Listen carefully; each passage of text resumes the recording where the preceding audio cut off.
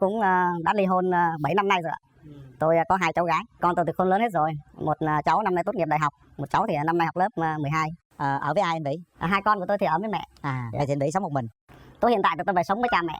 Nghĩa là bây giờ nếu mà có vợ về thì coi như vợ phải làm dâu đúng không? Nếu ta ở được thì ta làm dâu, ta không ở được ta xây nhà, ta mua đất ta xây nhà ta ở. Rất bình thường. Bước tới tỏ tình gái. Tỏ tình ơi? Đúng rồi, bước Tại vì nhà tôi tỏ tình năm 1996 thì tôi còn đi học thầy giáo đấy ạ. Kết hôn rồi và ly hôn 7 năm nay thì lâu lắm mà không biết tỏ tình. Không biết bước tới nắm tay cô gái thôi. Bắt đầu từ hôm nay mình không nhắc gì những chuyện cũ nữa nha. Quá khứ thì mình cất giấu nó vào và mình hướng tới tương lai cho tất cả mọi điều tốt đẹp nhất. Anh xin mượn lời của một bài thơ để nói lên cái khoan đọc thơ thầy. Tay kia thầy muốn nói gì đó rất ấm áp à. Đó, mượn bài thơ gì đó thầy nói đi. Chào MC Quyền Linh, chào Ngọc Lan. Tôi là Nguyễn Đình Vĩ, tôi đến từ Lộc Ninh, Bình Phước. Anh làm công việc gì? Thưa Quyền Linh với là tất cả quý vị khán giả, tôi làm nghề thầy giáo. Nơi tôi công tác là trường tiểu học và trung học cơ sở Lộc Thịnh. Hiệu phó hay làm hiệu trưởng à? Đó là chức danh nhà nước thôi mà tôi là thủ trưởng đơn vị. Hiệu trưởng. Chào thầy hiệu trưởng Đình Vĩ đến từ Lộc Ninh. Rồi mời nhà gái giới thiệu về mình. Em chào chị Ngọc Lan, chào anh Quyền Linh và chào tất cả mọi người có ở khán phòng ngày hôm nay. Thì em tên là Lê Thị Minh Hiền, em 36 tuổi. Em ở Bến Tre. Em là kỹ sư nông nghiệp chuyên về chăm sóc cây sầu riêng á. Em cũng đã một lần gian dở rồi. Cũng có một bé trai 6 tuổi. Bé trai đang ở với ai? Dạ ở với bên nội. Bên nội hay về hiện ở con mình hả? Dạ hiện tại thì em ở một mình. Ưu điểm khuyết điểm của mình là gì Hiền? Ưu điểm thì em thấy em cũng vui vẻ với lại dễ thích nghi với cuộc sống này. Còn nhược điểm của em thì em hơi tự ti. Khi mà thay đổi để mà hòa nhập cho nó ổn hơn thì mình thấy ban đầu mình chưa có hòa nhập được thì mình thấy mình hơi tự ti một chút. Hơi rụt rè chút xíu ha. Nhà trai, ưu điểm khuyết điểm là gì? Thầy hiệu trưởng có thể nói cho nhà gái tôi biết. Tôi thì là thầy giáo thì chắc ăn ưu điểm là sẽ dạy học tốt rồi. Và ra trong cuộc sống thì cuộc sống mà bộn bề công việc và mọi thứ mưu sinh, chúng ta cứ vui vẻ cởi mở mà sinh sống. Đúng rồi. Và hòa đồng với trong cuộc sống. Tôi thì ngoài công việc nghề dạy học thì về nhà cũng trồng trọt, chăn nuôi. Được nhiều không? Cũng có một ít đất, cũng nuôi con này con kia để ngoài cái giờ mình lên lớp về nhà mình tăng gia sản xuất, thầy Vĩ ha. Tăng thu nhập. Dạ. Gia đình sao thầy Vĩ? Tôi cũng đã ly hôn 7 năm nay rồi ạ. Tôi có 2 cháu gái, con tôi thì khôn lớn hết rồi. Một cháu năm nay tốt nghiệp đại học, một cháu thì năm nay học lớp 12. Ở với ai anh Vĩ? 2 con của tôi thì ở với mẹ. Vậy thì anh Vĩ sống một mình. Tôi hiện tại tôi phải sống với cha mẹ. Nghĩa là bây giờ nếu mà có vợ về thì coi như vợ phải làm dâu đúng không? Nếu ta ở được thì ta làm dâu, ta không ở được ta xây nhà, ta mua đất ta xây nhà ta ở. Rất bình thường, không có gì cả. Đúng rồi. Miễn là ta có tâm chăm sóc cha mẹ hai bên là được. Đúng rồi. Không nhất thiết là cứ phải ở chung mới chăm sóc được. Bên nhà gái cho chúng tôi biết tiêu chí coi có gì hợp với nhà trai tôi không? Bạn trai tương lai muốn gì sao? Phải bản lĩnh. Bản lĩnh bên đây có thừa. Phải cao hơn em. Em mét mấy? Mét 63. Trời, ngon lành. Dạ chào chào thầy. Dạ chào chị. Cao hơn đó. Dạ với lại em thích một người điềm đạm. Quá bình thường rồi ạ. Khó hơn đi. Nhiều tóc. Khó hơn đi. Nhiều tóc. Nhiều tóc. Hả? Nhiều tóc. Cái này Lý do tại sao mà phải nhiều tóc vậy? tôi yêu là tôi yêu bằng trái tim, chứ tôi không yêu gì tóc tai. Tóc cái này nhiều chưa? Hả? Dạ tạm chấp nhận được. Cái này được đúng không? Không, ít hơn nữa được đó. không? Ít hơn ạ. Tóc đen. Tóc đen hả? Ủa tôi già tôi bạc rồi sao? Như anh cũng được. Nói chơi thôi chứ tóc nào cũng được hết. Quan trọng người đó có yêu mình hay không thôi. Người ta yêu quá nhiều khi nó rụng tóc á. Người ta yêu quá nhiều khi nó rụng tóc á. Bị nắm đầu riết cũng rụng nữa. Dạ. Em gái rất là dễ thương á. Có điều gì em không thích ở một người đàn ông không? Em không thích đàn ông nói nhiều. Thầy giáo còn nói dữ nữa. Thầy giáo là nói ra rã luôn đó. Mà thầy hiệu trưởng ngoài đứng lớp ra còn nói cho bao nhiêu giáo viên học sinh cả trường nghe nữa. Được không? Nói trong công việc thì không sao. Yên tâm đi em. Dạ. Nói ở trường mệt lắm rồi, về nhà im ru. Dạ. Không có năng lượng để nói nữa. Dạ. Em đi làm cũng nói nhiều lắm, nhưng mà về cá nhân thì em lại ít nói. Và em thích những cái gì nó cảm nhận nhiều hơn là nói. Thầy giáo thấy yêu cầu của nhà gái hợp với mình không? Chúng ta có thể dung hòa được tất cả nếu chúng ta yêu thương nhau. Đúng rồi.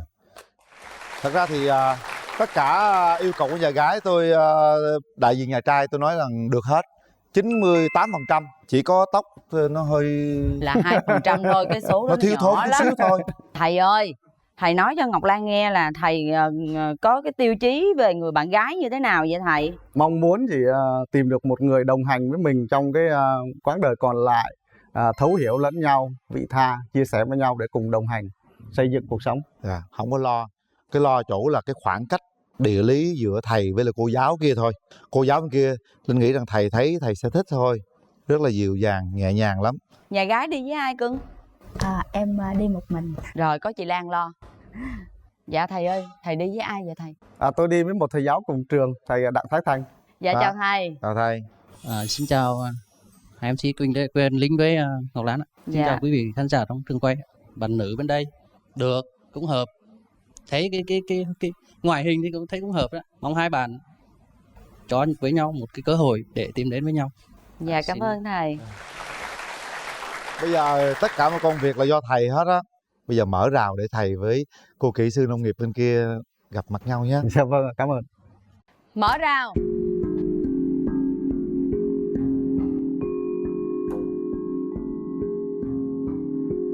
Mời thầy.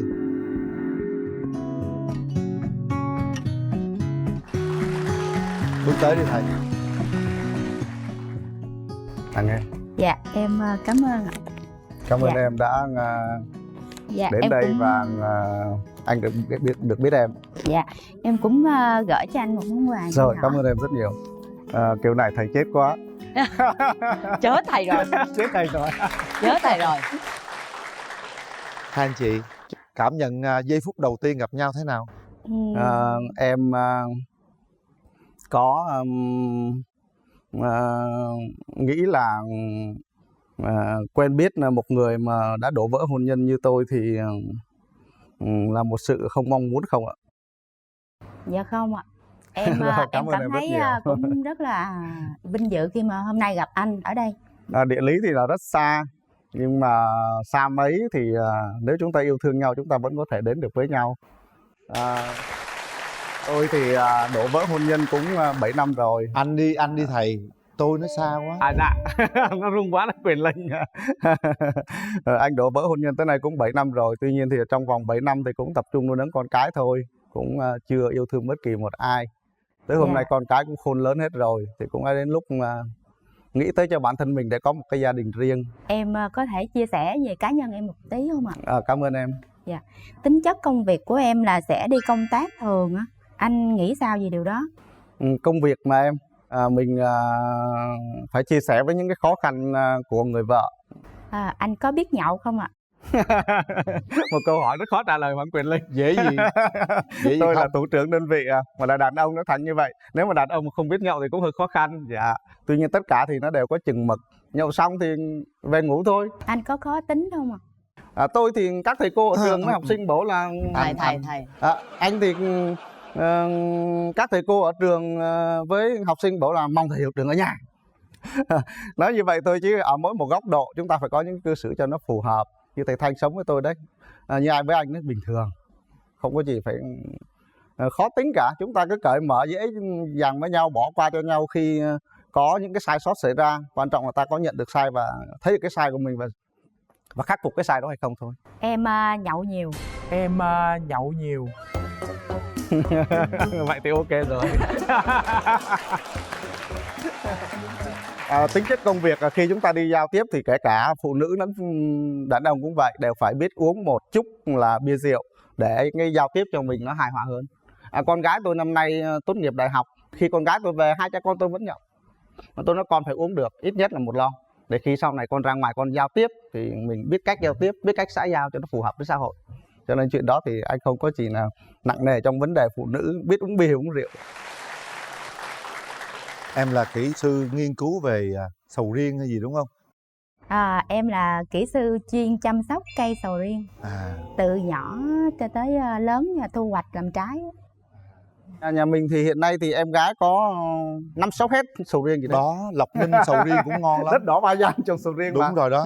Em về đó. Như vậy thì may mắn quá rồi. Em đang công tác ở tỉnh Tây Ninh và Long An. Tây Ninh nếu em đi đường đó lên Lộc Ninh cũng gần đó. Dạ. Nên nãy em có nghe anh là ở Bình Dương, Bình Phước gì đó. Bình Phước. Mình ở Bình Phước. Thì cái cánh đó thì em biết là nó có trồng nhiều sầu riêng. Giờ thầy tới bước tới thầy tỏ tình cô với gái thầy. chứ. Tỏ tình ơi. Đúng rồi, bước tới. Tại vì là tôi tỏ tình năm 1996 thì tôi còn đi học thầy giáo đấy ạ. Kết hôn rồi và ly hôn 7 năm nay rồi đâu lắm mà không biết tỏ tình, không biết Thôi thầy cứ bước tới nắm tay cô gái thôi.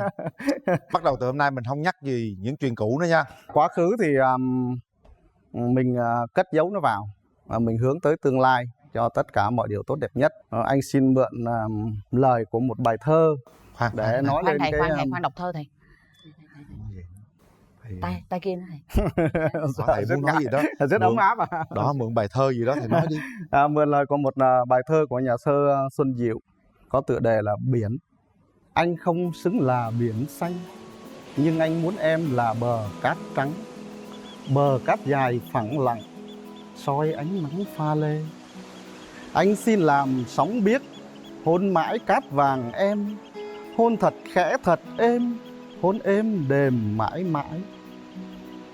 Có những khi giàu dạt, đã hôn rồi hôn lại, hôn đến mãi muôn đời. Đã hôn rồi nhưng không thỏa, bởi vì yêu bờ yêu lắm em ơi. Giàu dạt quá. Chà.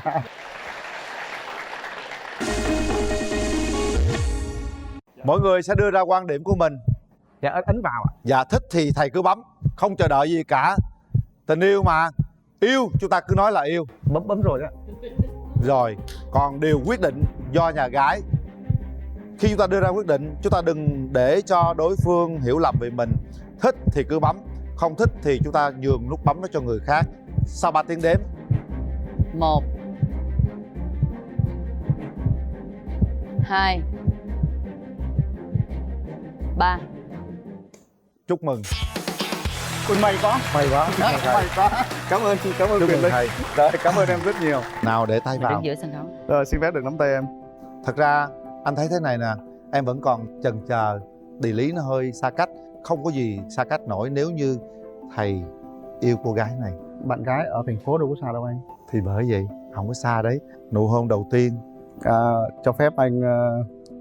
Để vẫn nắm tay. Vẫn nắm tay. Dạ. Không có buông tay ra. Bây giờ thì còn lại là do hai người thôi. Hy vọng rằng mối tình này sẽ được đâm hoa kết trái. Chúng tôi sẽ gửi tặng các bạn một món quà, đó là một bộ sản phẩm nhãn hàng Amity trọn gói với các sản phẩm nước lau sàn, nước giặt, nước xả vải, nước rửa tay, nước rửa chén. Nhãn hàng Amity sẽ đồng hành với các bạn trong cuộc sống. Amity, bạn nhỏ của mọi nhà. Chương trình dành tặng hai bạn một phần quà nhỏ là gói Ruby của ứng dụng hẹn hò Speak Couple, vừa được ra mắt với những tính năng nâng niu tình yêu, giúp cặp đôi hiểu và yêu nhau hơn. Rồi, xin cảm ơn anh chị. Tôi được cảm tình nhiều hơn đúng không? Về quê rồi chung một lượt cũng đỡ ha. Theo bạn thì cái người yêu của mình cần có những cái điểm tốt như thế nào? Điểm tốt em thích một người nói chung cũng phải một cô gái năng động, nói hơi nhiều xíu. Tại sao lại nói nhiều? Vì em nói nhiều quá, cô ấy nói nhiều bớt thì cho em hãm lại.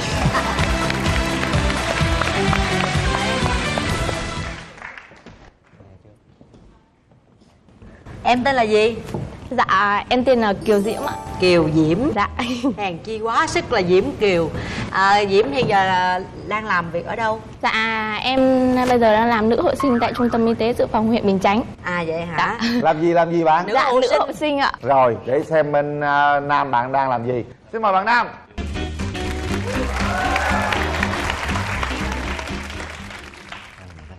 Chào bạn. Dạ, em chào anh. Bạn tên là gì? Dạ, em tên Nguyễn Bá Hiệp. Bạn đang làm nghề gì? Em là kỹ sư của công ty cổ phần cơ khí xây dựng Tháp Kim. Bạn làm kỹ sư? Kỹ sư. Dạ. Kỹ sư về gì? Kỹ sư về kết cấu đây. Dạ. Bạn đã làm công trình nào? Công trình hiện tại đang làm công trình trên Bình Thuận này. To không? To lắm. Chứa hàng triệu khối nước này. À vậy à? Dạ. Một cái người có tài như vậy, nhìn cũng điển trai như vậy, lịch sự như vậy, tại sao chưa có người yêu? Có lẽ là mình vẫn chưa đủ tinh tế để khống chế tình yêu anh.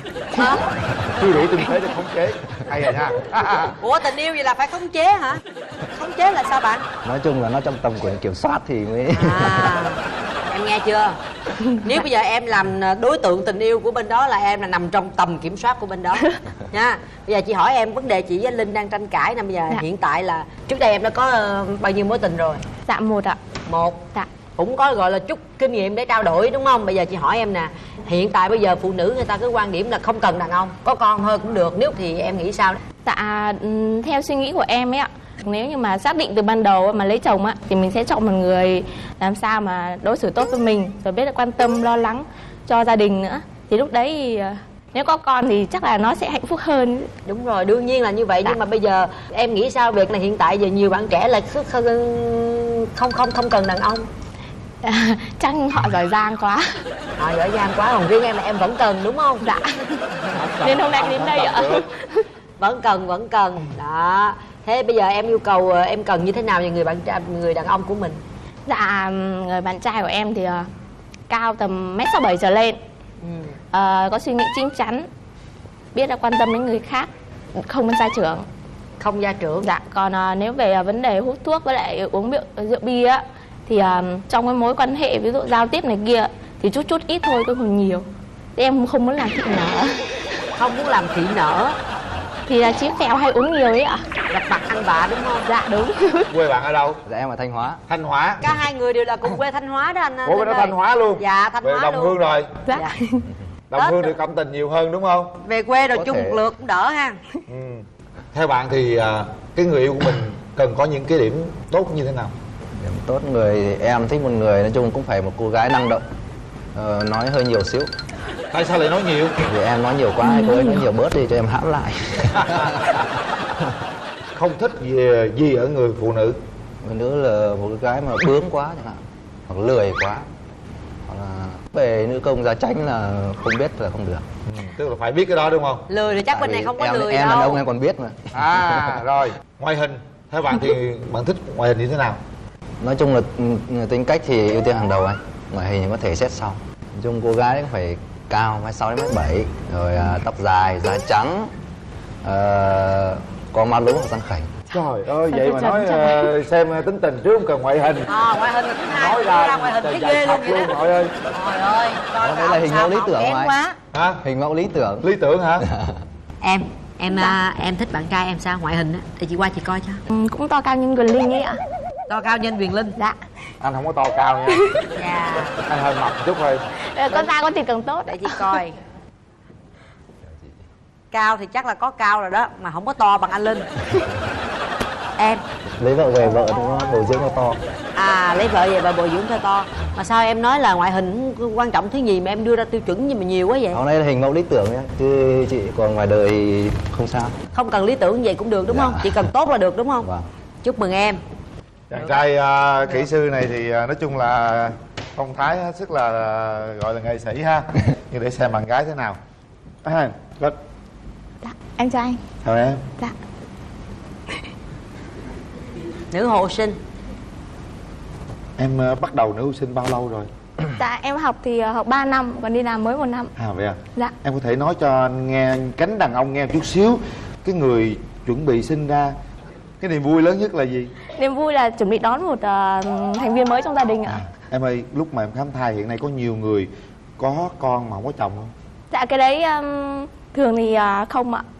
Không hả? Dạ. Hay là em khám chính thức không có, mấy người khám chui không? Có chính thức chứ ạ, với lại làm ở trung tâm y tế nữa mà anh.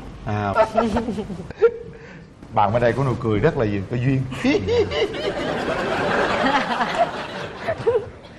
Rồi bây giờ thì chúng ta kéo màn lên để cho hai bạn gặp nhau. Chúng ta sẽ có 2 phút để trò chuyện xem chúng ta có đồng ý hẹn hò với nhau hay không. Kéo màn lên. Ngại. Hả? Ngại quá. Có gì đâu ngại em. Mình coi như mình đang đỡ đẻ đi. Rồi. 2 phút, bắt đầu. Dạ, Chào em. Trước đến chương trình thì anh cũng có bông hoa tặng em. Cái này là quà sơ cua vì quà thực sự là đang trên Đà Lạt chuyển về. Dạ em cảm ơn.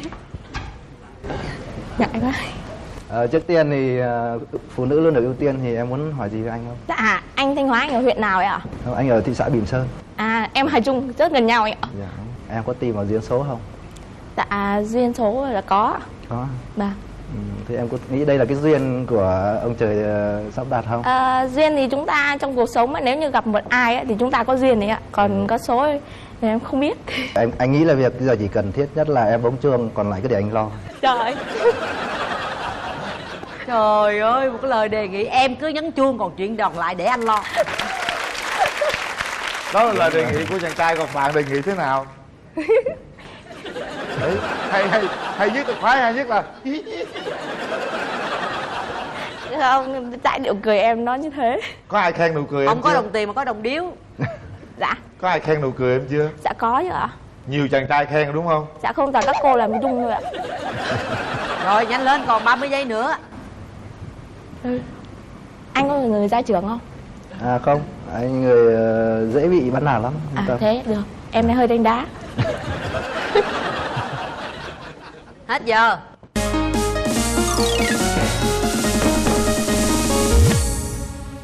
Chúng ta sẽ có 3 tiếng đếm để suy nghĩ chúng ta có đồng ý hẹn hò với nhau hay không. Và bây giờ 3 tiếng đếm bắt đầu. 1 2 và 3.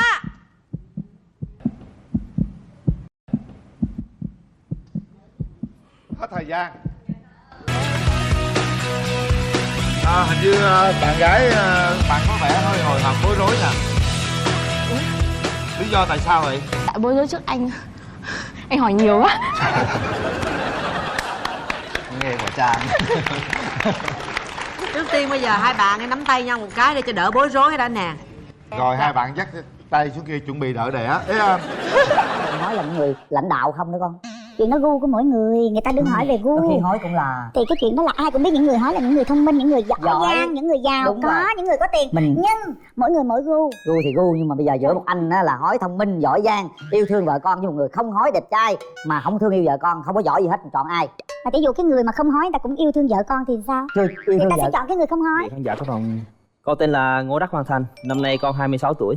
Con đang sinh sống và làm việc tại Bà Rịa Vũng Tàu. Con đang công tác tại công ty Vinakuway, tên thường thép. Con làm công việc cụ thể là gì? Con làm trong nhân viên QC kiểm tra chất lượng ở xưởng cán. Tức là con là kiểm tra chất lượng ha? Con làm kiểm tra chất lượng. KCS đó. Dạ đúng rồi.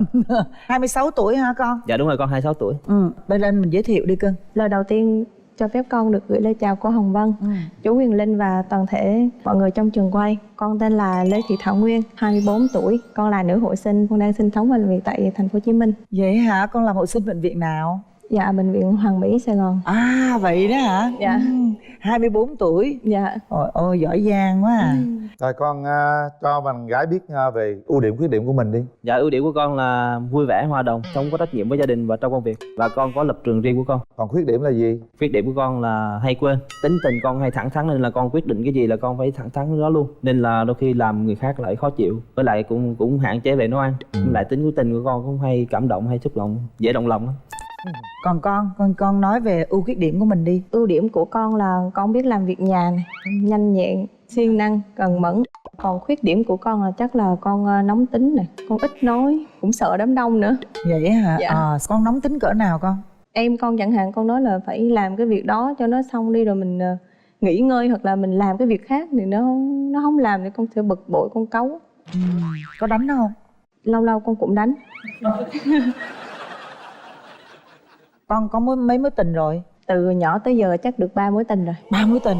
Dạ. Chà, cũng bề dày á. Mối tình dài nhất là được mấy năm? Mối tình dài nhất của con là được 2 năm. 2 năm? Dạ. Cái mối tình gần đây nhất là mới Dạ. chia tay bao lâu rồi? Cũng 2 năm rồi. Lý do? Trong quá trình quen rồi cứ cãi nhau suốt. Giống như bạn muốn mình như thế này, con lại không thích như vậy.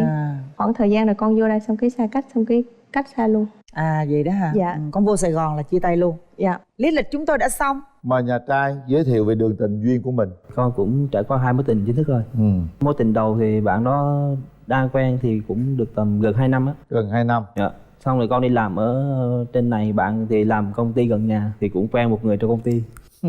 Còn này xa mặt cách lòng đó. Con làm ở trên này con vẫn chạy về. Về nhưng ta làm chung cơ quan gần hơn, ta không lên trên này đúng không? Dạ vậy. Mối tình Còn thứ mối hai. tình thứ hai thì con cũng quen cũng được hơn 3 năm á. Hơn 3 năm. Dạ, nhưng mà cuối cùng thì hai gia đình khác tôn giáo không tới được với nhau nữa. Bây giờ con muốn tìm một nửa yêu thương như thế nào? Con tìm cái bạn gái thì ngoại hình dễ nhìn, biết quan tâm, biết lo lắng, với lại biết chia sẻ, có hiếu với gia đình mình chút. Có mẫu hình lý tưởng nào không con? Mẫu hình thì con thích là chị Nguyệt Ánh đóng phim Cổng Mặt Trời á. Nguyệt Ánh Cổng Mặt Trời. Chào Thôi. con. Dạ chào cô. Con có đạo không? Con thì theo tôn giáo Phật thôi. À, con là đạo Phật. Dạ. Đúng không? Con Dạ con thích đạo Phật. À rồi, con mong muốn cái người yêu của con là giống như chị Nguyệt Ánh. Nguyệt Ánh phải không? Đó là cái mẫu hình con thích thôi chứ không phải là giống như, tại vì đâu ai mong muốn được cái gì là Nhưng mà có nếu được. còn thế về tính tình thì sao? Về tính tình thì bạn gái đó là hiền và lại biết quan tâm thôi, có thể càm ràm một chút cũng được nhưng mà cái gì cũng vừa phải thôi. Hơi nóng tính thì sao? Hơi nóng tính thì con kìm lại cũng được mà. Làm sao kìm nóng tính chỉ chú ơi? Mình cứ lắng nghe đi rồi kiểu như là mình cứ tạo động lực cho người ta, từ từ người ta sẽ nghe thôi. Tạo động lực cho người ta khó thêm hả? Kiểu như mình an ủi, mình có thể mình chịu trận nên mình an ủi đi rồi chịu trận hả? Theo chú chịu trận là phương pháp hay nhất. Mình chấp nhận chịu trận đúng không? Ê, chú chịu trận nhiều cũng mệt lắm con ơi. Đừng có nóng với tôi nha, nóng là tôi chịu trận đó. Tôi Rồi. xem mắt nhà gái cái coi. Đây, xin Dạ mời. con chào chú Huyền Linh. Rồi, xin chào, cô gái xinh xắn ha. Nước da trắng như bạch tuyết, tóc đen như gỗ mung, Khuôn trang đầy đặn. đúng rồi. Nói chung là bà mối thì sao á, là nhà gái tôi giống vậy đó. Trời ơi. Nhà gái muốn một người yêu lý tưởng mình như thế nào? Dạ con muốn bạn con cao trên 1m7, Con 1m71. Đó. có công việc ổn định, không hối. Không hối. Vô tư, vô tư. Yên tâm đi, hỏi là người khác hỏi chứ còn bên nó không hỏi, yên tâm. Hỏi nhưng ta hỏi hiền hòa, hỏi nhẹ Là nhàng. con hối hả cô? Hả? Con hối. Không, người bên đó có hai người thì một người hỏi, người không hỏi. Con hiểu chưa? Dạ. Còn hên xui, ngồi đó con gặp đi con biết ai hỏi liền. Hỏi rồi làm sao? Ít tóc ở phía trước á chú. Hỏi là đó. thông minh chứ sao? Ủa, chuyện nó Con thấy gu, không? Những người hỏi là những người lãnh đạo không nữa con. chuyện nó gu của mỗi người, người ta đừng hỏi về gu. Đôi khi hỏi cũng là Thì cái chuyện đó là ai cũng biết, những người hỏi là những người thông minh, những người giỏi giang, những người giàu Đúng có, rồi. những người có tiền. mình Nhưng mỗi người mỗi gu. gu thì gu, nhưng mà bây giờ giữa một anh á là hỏi thông minh giỏi giang, yêu thương vợ con, với một người không hỏi đẹp trai mà không thương yêu vợ con, không có giỏi gì hết, chọn ai? Mà tỷ dụ cái người mà không hỏi người ta cũng yêu thương vợ con thì sao? Chưa yêu Thì thương ta vợ. sẽ chọn cái người không hỏi. Con nói tiếp đi. Con không thích hút thuốc, Hút thuốc không con? Hút thuốc không? Con không biết hút từ Rồi. nhỏ đến lớn. Không biết hút luôn. không cờ bạc rượu chè. Không cờ bạc nhưng mà rượu chè thì lâu lâu cũng có uống vài bia chứ. Biết quan tâm con, Là quan yêu tâm thương bạn gia đó. đình á. Đôi khi con quan tâm quá mức thì sao? Quá mức mệt. Cô thấy là cái bạn bên đây á, là những cái gì mà con yêu cầu làm như nó bị dư ra luôn á. Của con là ta gọi là hộ lý, hộ sinh. Hộ lý đó, 24 tuổi rồi nè. Hộ sinh. Hộ Nữ sinh. hộ sinh á, nữ hộ Tức sinh là á. sao con? Là công việc cụ thể con là sao? Là đỡ đẻ đó hả? Dạ. Có khi nào mình học lên bác sĩ này kia không? Dạ không, cái ngành của con không có học lên bác sĩ. Ủa hộ lý là mình học làm sao? Học ở đâu? Con là giống như điều dưỡng nhưng mà ngành của con là nữ hộ sinh. À, nữ hộ sinh đúng với không? hộ lý là khác nữa đó. Hộ lý là khác nữa. Hộ lý là làm gì? Hộ lý là phụ giúp tụi con nữa.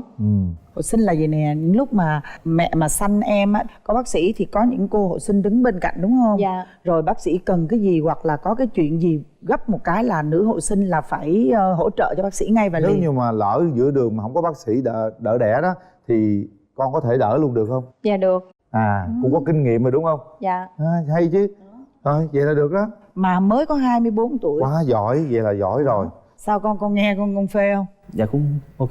Quá trời phê luôn, nói Nhưng mà thiệt với tự con đẻ. luôn. Tự đẻ tự đỡ không được nha con nha. Hôm nay con đi với ai nè? Dạ con đi với ba với lại các bác của con. Dạ, chào ba. Thôi, chào nhà trai. Dạ, xin chào hai MC anh Quyền Linh và chị Hồng Vân. Kính thưa Chào. quý vị khán giả trong trường quay. Tôi xin tự giới thiệu, tôi là Ngô Đắc Hiệp, là ba của Hoàng Thành. Dạ, anh em mình cùng họ đó anh, Ngô Đặng Hồng Dân đó anh. Dạ. Ba cũng thấy là bạn gái tuổi trẻ nhưng mà có công việc ổn định làm ăn, tính tình cũng hòa nhã, cũng phù hợp theo cái mẫu người của con là mong muốn. Ba cũng mong hai đứa sau tạo điều kiện cho gặp gỡ và hẹn hò và có thể mình tiến xa hơn trong cái chuyện hôn nhân. Và xin cảm ơn chương trình. Rồi, cảm ơn ba. Con đi với ai? Dạ con đi với bạn con. Con đi với bạn con hả? Đâu Dạ. bạn đâu nè? À, chào con. Đây của bạn là có hộ sinh hộ lý gì không? Dạ giống con vậy đó. À, giống luôn hả? Làm chung cơ quan đó. Nó nghe là mấy đứa hộ sinh toàn đẹp không ha? Nhát gì sao lúc có đỡ đẻ có nhát không con? Đỡ đẻ mình phải dạy tay chứ ạ. Con nhiêu tuổi rồi con? Dạ con 25 ạ.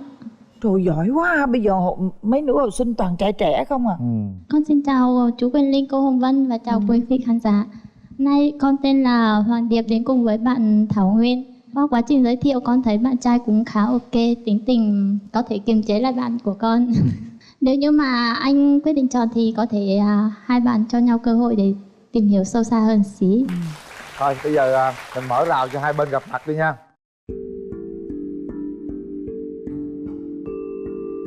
Bây giờ không gian là của Thành đó nha. Cố gắng giống như tên của mình là hoàn thành nhiệm vụ. Bắt đầu. Dạ em chào anh. Anh thì lên đây có món quà đầu tiên anh tặng em. Dạ em cảm ơn. Đưa cô cầm cái bông giùm cho. Con nhận quà đi xong rồi mở ra coi là gì. Đây là cái chả lụa nhà anh làm từ gốc Huế, nhà anh làm. Gốc mà Huế là hả anh? Đúng rồi, anh gốc Huế. Dạ em cảm ơn. Chả lụa Huế là bá cháy luôn nha con. Con có mở ra coi bạn gái tặng con cái gì? Dạ con tặng ảnh một cái Một cái khung ảnh. Hy vọng là Hy vọng sau này ảnh hai đứa sẽ trong này. À dạ con nói giùm cho bạn luôn đúng không? Dạ. Rồi con để đây đi con.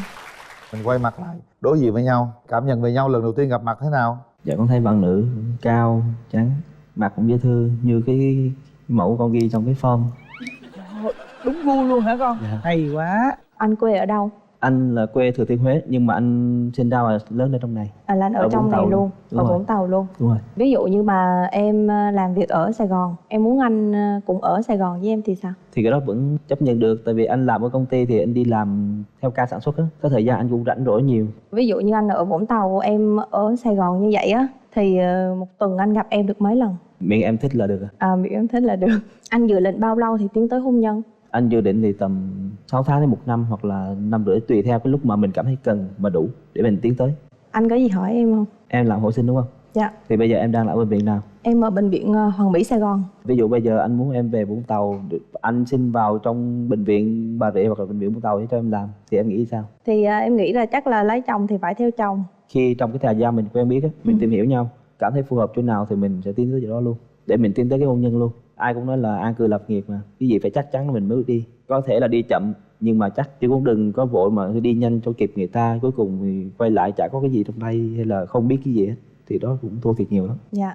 Tương lai xa mình lấy nhau thì ai quản lý kinh tế, tiền bạc ai giữ? Chuyện quản lý kinh tế thì chắc để bạn gái. Con không cầm được tiền. Khi mà con cầm tiền trong tay thì con toàn đi mua tất cả cái gì cảm thấy tốt nhất cho ba mẹ với ông bà anh em, chưa bao giờ sắm sửa cho mình. Có thể là đi mua cái áo hay mua cái quần cho mình đó, thì thấy tiếc, nhờ bỏ ra vài triệu mua đồ ăn cho ba mẹ, miễn ba mẹ thích ăn cái gì hay là thích cái gì đó là mua. Không có tiếc cái gì hết. Khi hết tháng ba mẹ hỏi tiền gì hết chưa, kiểu hết rồi. Em rất thích đi chùa, anh có sẵn sàng đi chùa với em không? Anh rất là thích, tại vì anh cũng thời gian học lớp 11 anh ở trong chùa luôn, vừa đi học vừa làm ở chùa. Thời gian anh rảnh rỗi anh cũng đi làm công quả ở chùa hoặc đi làm công tác từ thiện. Sanh trai anh gái rồi đó, trao đổi nhau luôn đi. Cái chuyện sinh con thì người ta nói là dù gái hay trai chỉ 2 là 1, chỉ 2 là đủ. Chỉ 2 là 1 lạ lắm à.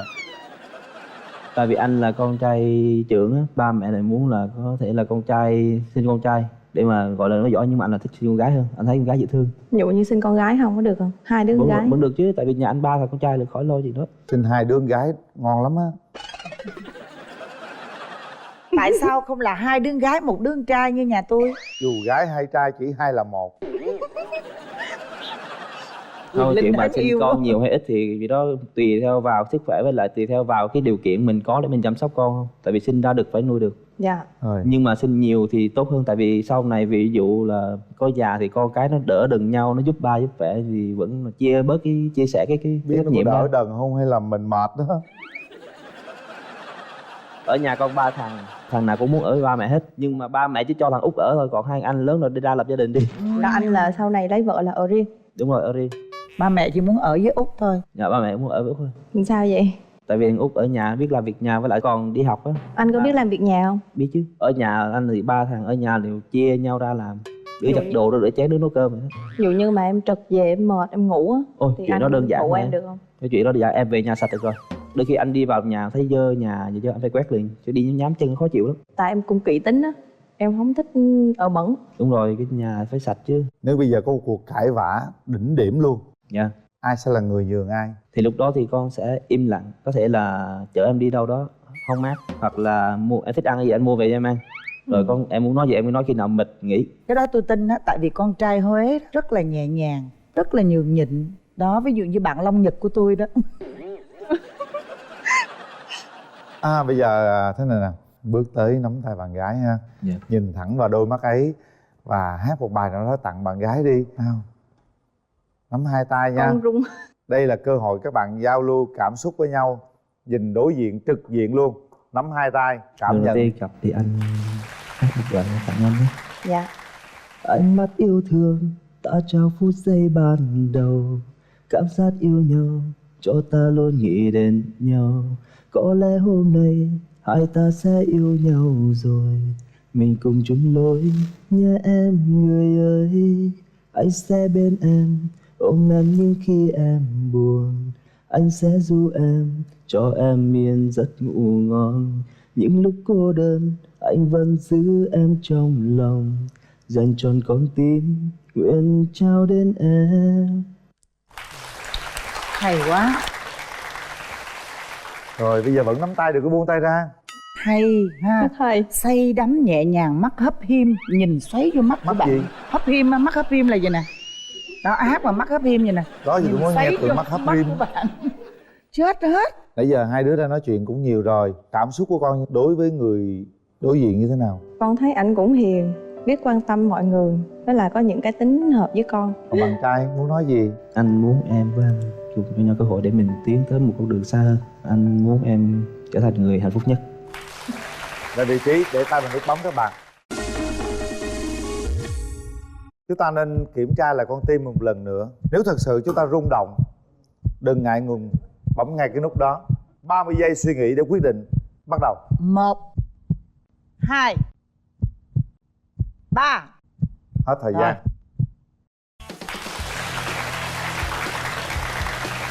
Rồi, hãy nắm tay nhau. Hôm nay thì có ba của bạn trai rồi. Bạn gái nói gì đi? Dạ con chào bác, con xin phép bác cho con với ảnh chính thức quen nhau. Có gì bác nâng đỡ con, bảo vệ con. Có gì bác bảo vệ con. Rồi bây giờ đặt cái hôn đầu tiên lên má của bạn gái đi nào.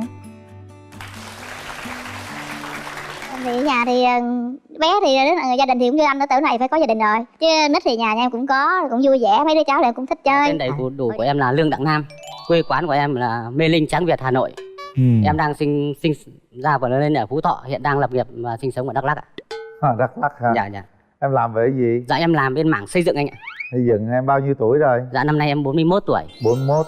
Thôi mời nhà gái. Mình giới thiệu bản thân đi cưng. Dạ em chào chương trình và em chào chị Hồng Vân và anh Việt Linh. Em tên là Nguyễn Hồng Liên, em sinh năm 1980. Hiện tại em đang làm ở công ty tour ở khu xuất Tân Thuận. Nhà em ở thành phố Hồ Chí Minh. Rồi vậy em nói luôn về một số những cái ưu điểm và nhược điểm của mình đi. Dạ ưu điểm của em thì em thích thì cũng giao lưu bạn bè, thích chơi hoa lan, tham gia mấy cái hội hoa lan, mấy cuộc thi đi xem hoa, thích nấu ăn, thích đi du lịch, chụp ảnh. Còn khuyết điểm của em thì đó là thời gian em đi hẹn bạn bè có thể đi lại trễ. Giờ dây thun hả? Dạ. Em trai, ưu điểm khuyết điểm em là gì? Dạ ưu điểm của em là hơi vội vàng ạ. Vội vàng. Quên. Ưu điểm của em là nấu ăn được, nấu ăn ngon ạ. Biết chơi cờ tướng và học các môn thể thao, ví dụ như là khí công ạ và thể dục buổi sáng. Thể dục buổi sáng là mấy giờ vậy? Em dậy từ lúc 4 rưỡi ạ. Đâu làm thử coi. Em tập bài khí công ạ. Rồi, khí công. Bắt đầu.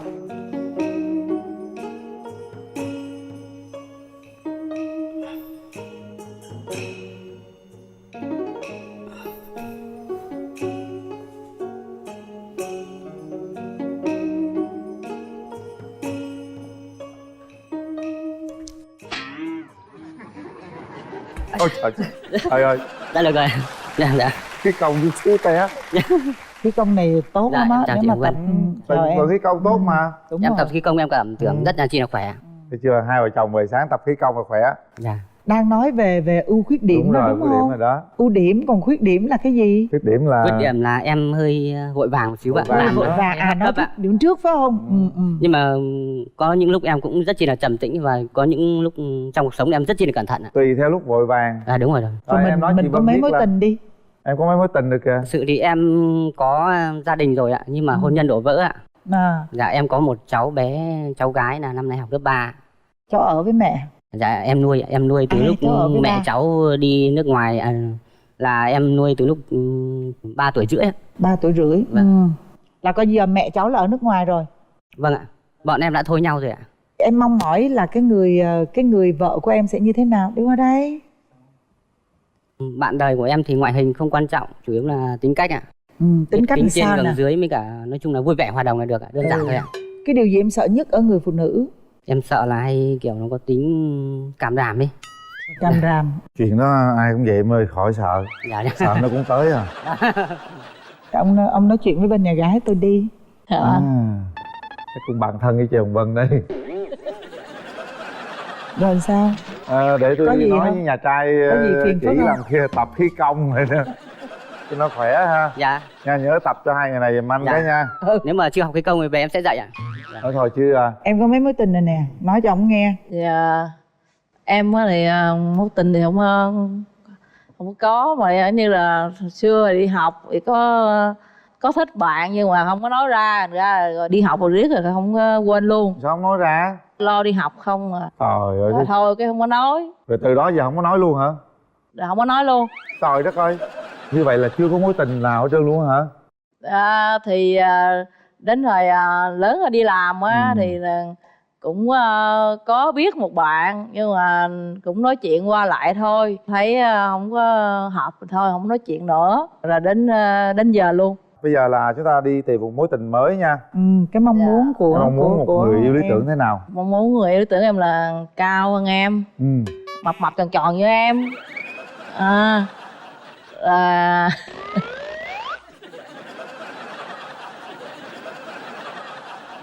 này chắc không màu tròn lắm mà.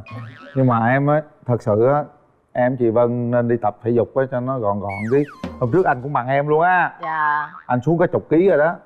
Phải ông nhịn ăn chứ đâu phải ông tập thể dục. Tôi nhịn không được tại tôi bị tuột huyết. Trời ơi, ông mà tập thể dục đi tôi tập liền luôn á. Tại vì ông ăn kia ông hay lắm, ăn rau không à. Không ăn rau cơm. không? Dạ. 3 tháng nay rồi đó. Mà chị thì chị không ăn được vậy. Chị là nữ hoàng tinh bột mà. Chị không có tinh bột chị chết. Cho nên là anh nói em nghe nè. Em gương mặt em xinh đó. Mình về mình giảm cân chừng em mà giảm chừng khoảng độ 7 kg đến 10 kg là em rất là xinh ngon, luôn. là ngon luôn. Ngon hơn chị Hồng Vân. Em không thích điều gì ở đàn ông nè? Em không thích là ví dụ đi nhậu về mà hay lải nhải á, rồi hay kêu làm này làm nọ, đi ra đường thì mặc đồ nó không có được chỉnh tề lắm, nó lợm thợm quá. Rồi, nói chuyện thì hay chửi thề, không có thích. Chửi thề không? Em không ạ. Em thì hiền lắm ạ. Có lải nhải không? Em không lải nhải, em nói rất chi là điềm đạm ạ. Nhưng mà về chắc cũng không dám lải nhải bên đây đâu. Rất chi là tâm lý ạ. Bây giờ cho gặp mặt người thân á. Em đi với ai vậy? Dạ em đi với 3 người bạn đồng nghiệp của em. Thôi mời đại diện nhà gái có ý kiến nào? Dạ em tên là Hạnh. Em xin chào MC Quỳnh Linh và MC Hồng Vân ạ. Chào với các bạn nam này, chào khán giả trường quay ạ. Em bạn chung với Liên cũng gần 20 năm ạ. 20 năm luôn? Dạ. Bạn thân rồi nha. Dạ. Liên thì đặc biệt là nấu ăn, trang trí món ăn rất là đẹp, nấu ăn rất là ngon, chăm lo cho gia đình nữa. Em cũng mong là hai bạn cho nhau cơ hội như làm quen thêm một người bạn. Rồi, cảm ơn em. Được rồi. Cứ nói không con, em yên tâm. Rồi bên đây cũng sẽ phấn đấu cũng bự lên chút. Dạ. Rồi bệnh đi với ai vậy em? Anh trai đi với ai? Em đi với anh trai của em là anh Phước. Rồi mời. Em có anh trai đi. Để đầu tiên cho em xin gửi chúc sức khỏe tới hai anh chị MC và cùng toàn thể quý vị khán giả trong trường quay. Cảm ơn em. Nam nhà em là có đặc điểm là cũng hiền, lành, chịu khó làm ăn. Thế cũng mong rằng hôm nay hai bạn gặp nhau rồi thì anh thấy bạn gái bên này rất là khỏe mạnh, thế là cũng hiền, cũng mong hai bạn cho nhau cơ hội để tiến tới đi tiếp trong con đường sắp tới. Xin hết ạ. Rồi, cảm ơn trai. Bây giờ mở rào hai Mở bên rào gặp mặt đi. nha. Mở rào. Nấu ăn giỏi nè, trồng cây giỏi nè. Ôi Lan là chị khoái Lan lắm mà chị.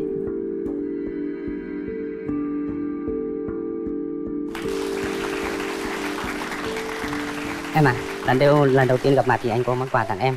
Dạ, em cũng muốn tặng cho anh. Anh xin nhé. Đây là lan, tự tay em trồng. Mong là anh chăm sóc nó cũng tốt tươi giống như em như vậy. Rồi em ơi, đây là cái ngôi nhà ấy.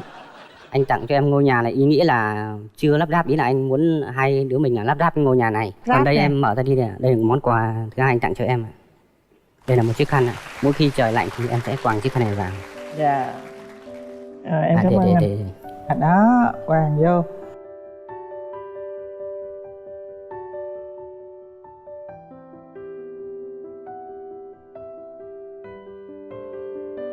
Đó, có khăn vô thì hợp lý nha. Em cũng ở Tân Thuận Đông à? Không, em ở bên Bình Thạnh, quận Bình Thạnh. Nhà em có mấy chị em anh em? Em thì có 5 anh chị em. Em thì lại giữa. Nhà anh mấy chị em? Nhà anh cũng được 7 anh chị em. Đông à? Đều ở chung hết ra. Anh là trai út. Anh thì nói chung là anh cũng cuộc sống tự lập rồi từ lúc năm anh 18 tuổi. Anh thì nói chung là một người thì cũng sống có tình cảm và biết quan tâm đến người khác. Thực sự thì anh cũng có gia đình rồi nhưng mà hôn nhân đổ vỡ ấy. Thì em có nghĩ gì về cái quan điểm mà gọi là anh đã có đứa con ấy. Cháu bé nhà anh thì cũng mong muốn là có một người mẹ cũng giống như một người cô ấy. Thì rất chi là vui ạ. Tại vì trong cuộc sống nó có gia đình thì nó sẽ ấm cúng hơn ạ. Và mình thiếu sót thì mình có thể bổ sung cho nhau được. Rồi. Còn đối với anh thì cao đẹp hay to béo không quan trọng, chủ yếu là con người đối xử với nhau thôi. Đấy. Em thì ở nhà thì bé thì đứa người gia đình thì cũng như anh ở tuổi này phải có gia đình rồi. Chứ nít thì nhà em cũng có, cũng vui vẻ, mấy đứa cháu thì em cũng thích chơi. Thôi đến với chương trình thì anh mong rằng là em sẽ cho anh một cơ hội. Thì cho anh được nắm đôi bàn tay của em. Anh xin gửi em đứng dậy đi, anh hát cho em nghe bài. Nghe em hát câu dân ca sao mượt mà lòng anh thương quá. Nhớ từng nụ cười đong đưa, nhớ xa xưa trời chưa bóng dừa. Hẹn hò nhau tình quê hai đứa, mùi mà non hương tóc em. Biết bao kỷ niệm nhắc lại thấy thương nghe thật buồn. Lâu nay muốn qua thăm em nhưng ngại gì cầu tre lắc léo. Tháng ngày tuổi đời trôi theo, níu chân nhau bằng thêm mái đầu. Còn tìm đâu ngày xưa yêu dấu, tình mình đôi ta cách sông chứ đâu cách lòng. Mỗi lần nhớ em sao nghẹn lòng. Em xin hết ạ. Hay quá. Bây giờ nè, bây giờ em tập khí công cho cổ coi cái đi để cho thấy mình khỏe mạnh nữa nào. Nãy em nghe nói thì anh có mấy bài khí công. Ví dụ như là đây ạ.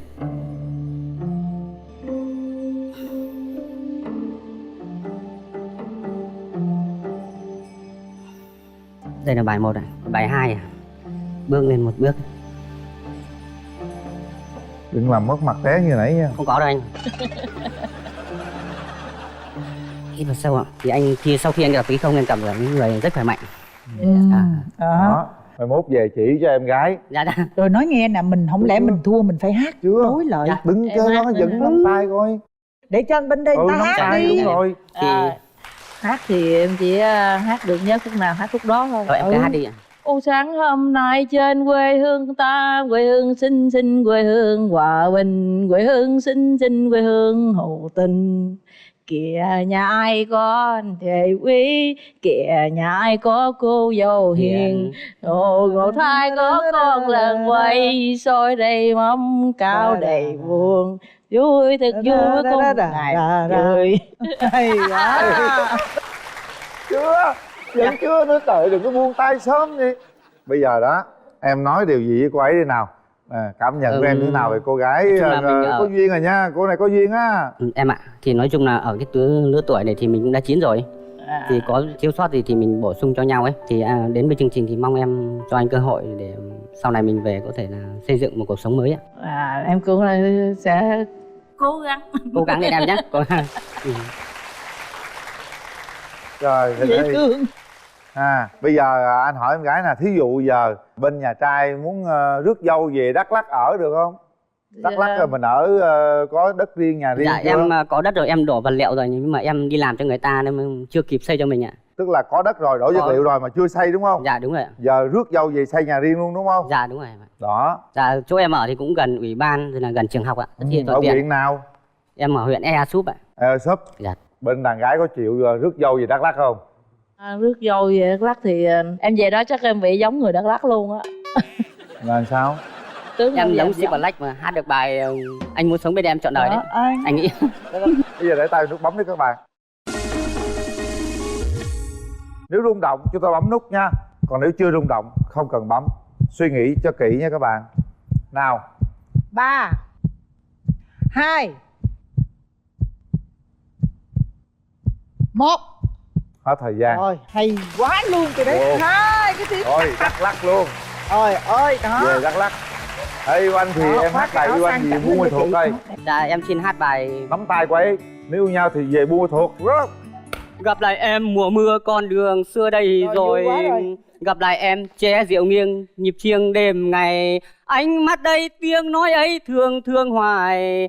Nắng thế đây gió thế đây không vơi đầy. Lời chào như xưa nhịp chảy đồng đưa vẫn như ngày nào. Ta yêu nhau thì về ban mê thuật.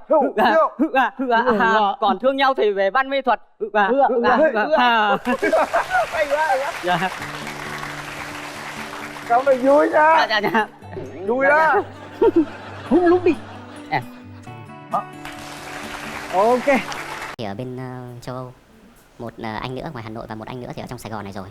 Và các anh chị thì đều lập gia đình và đều phải có cái trách nhiệm với cả gia đình nhỏ của mình. Và anh thấy là bố mẹ anh thì già và mình cần phải có cái trách nhiệm nó cao hơn để thay thế những anh chị đang rất là nhiều việc. Dạ, đấy. Vâng. Dạ em hiểu. Nói chung đối với em là chữ hiếu là quan trọng nhất.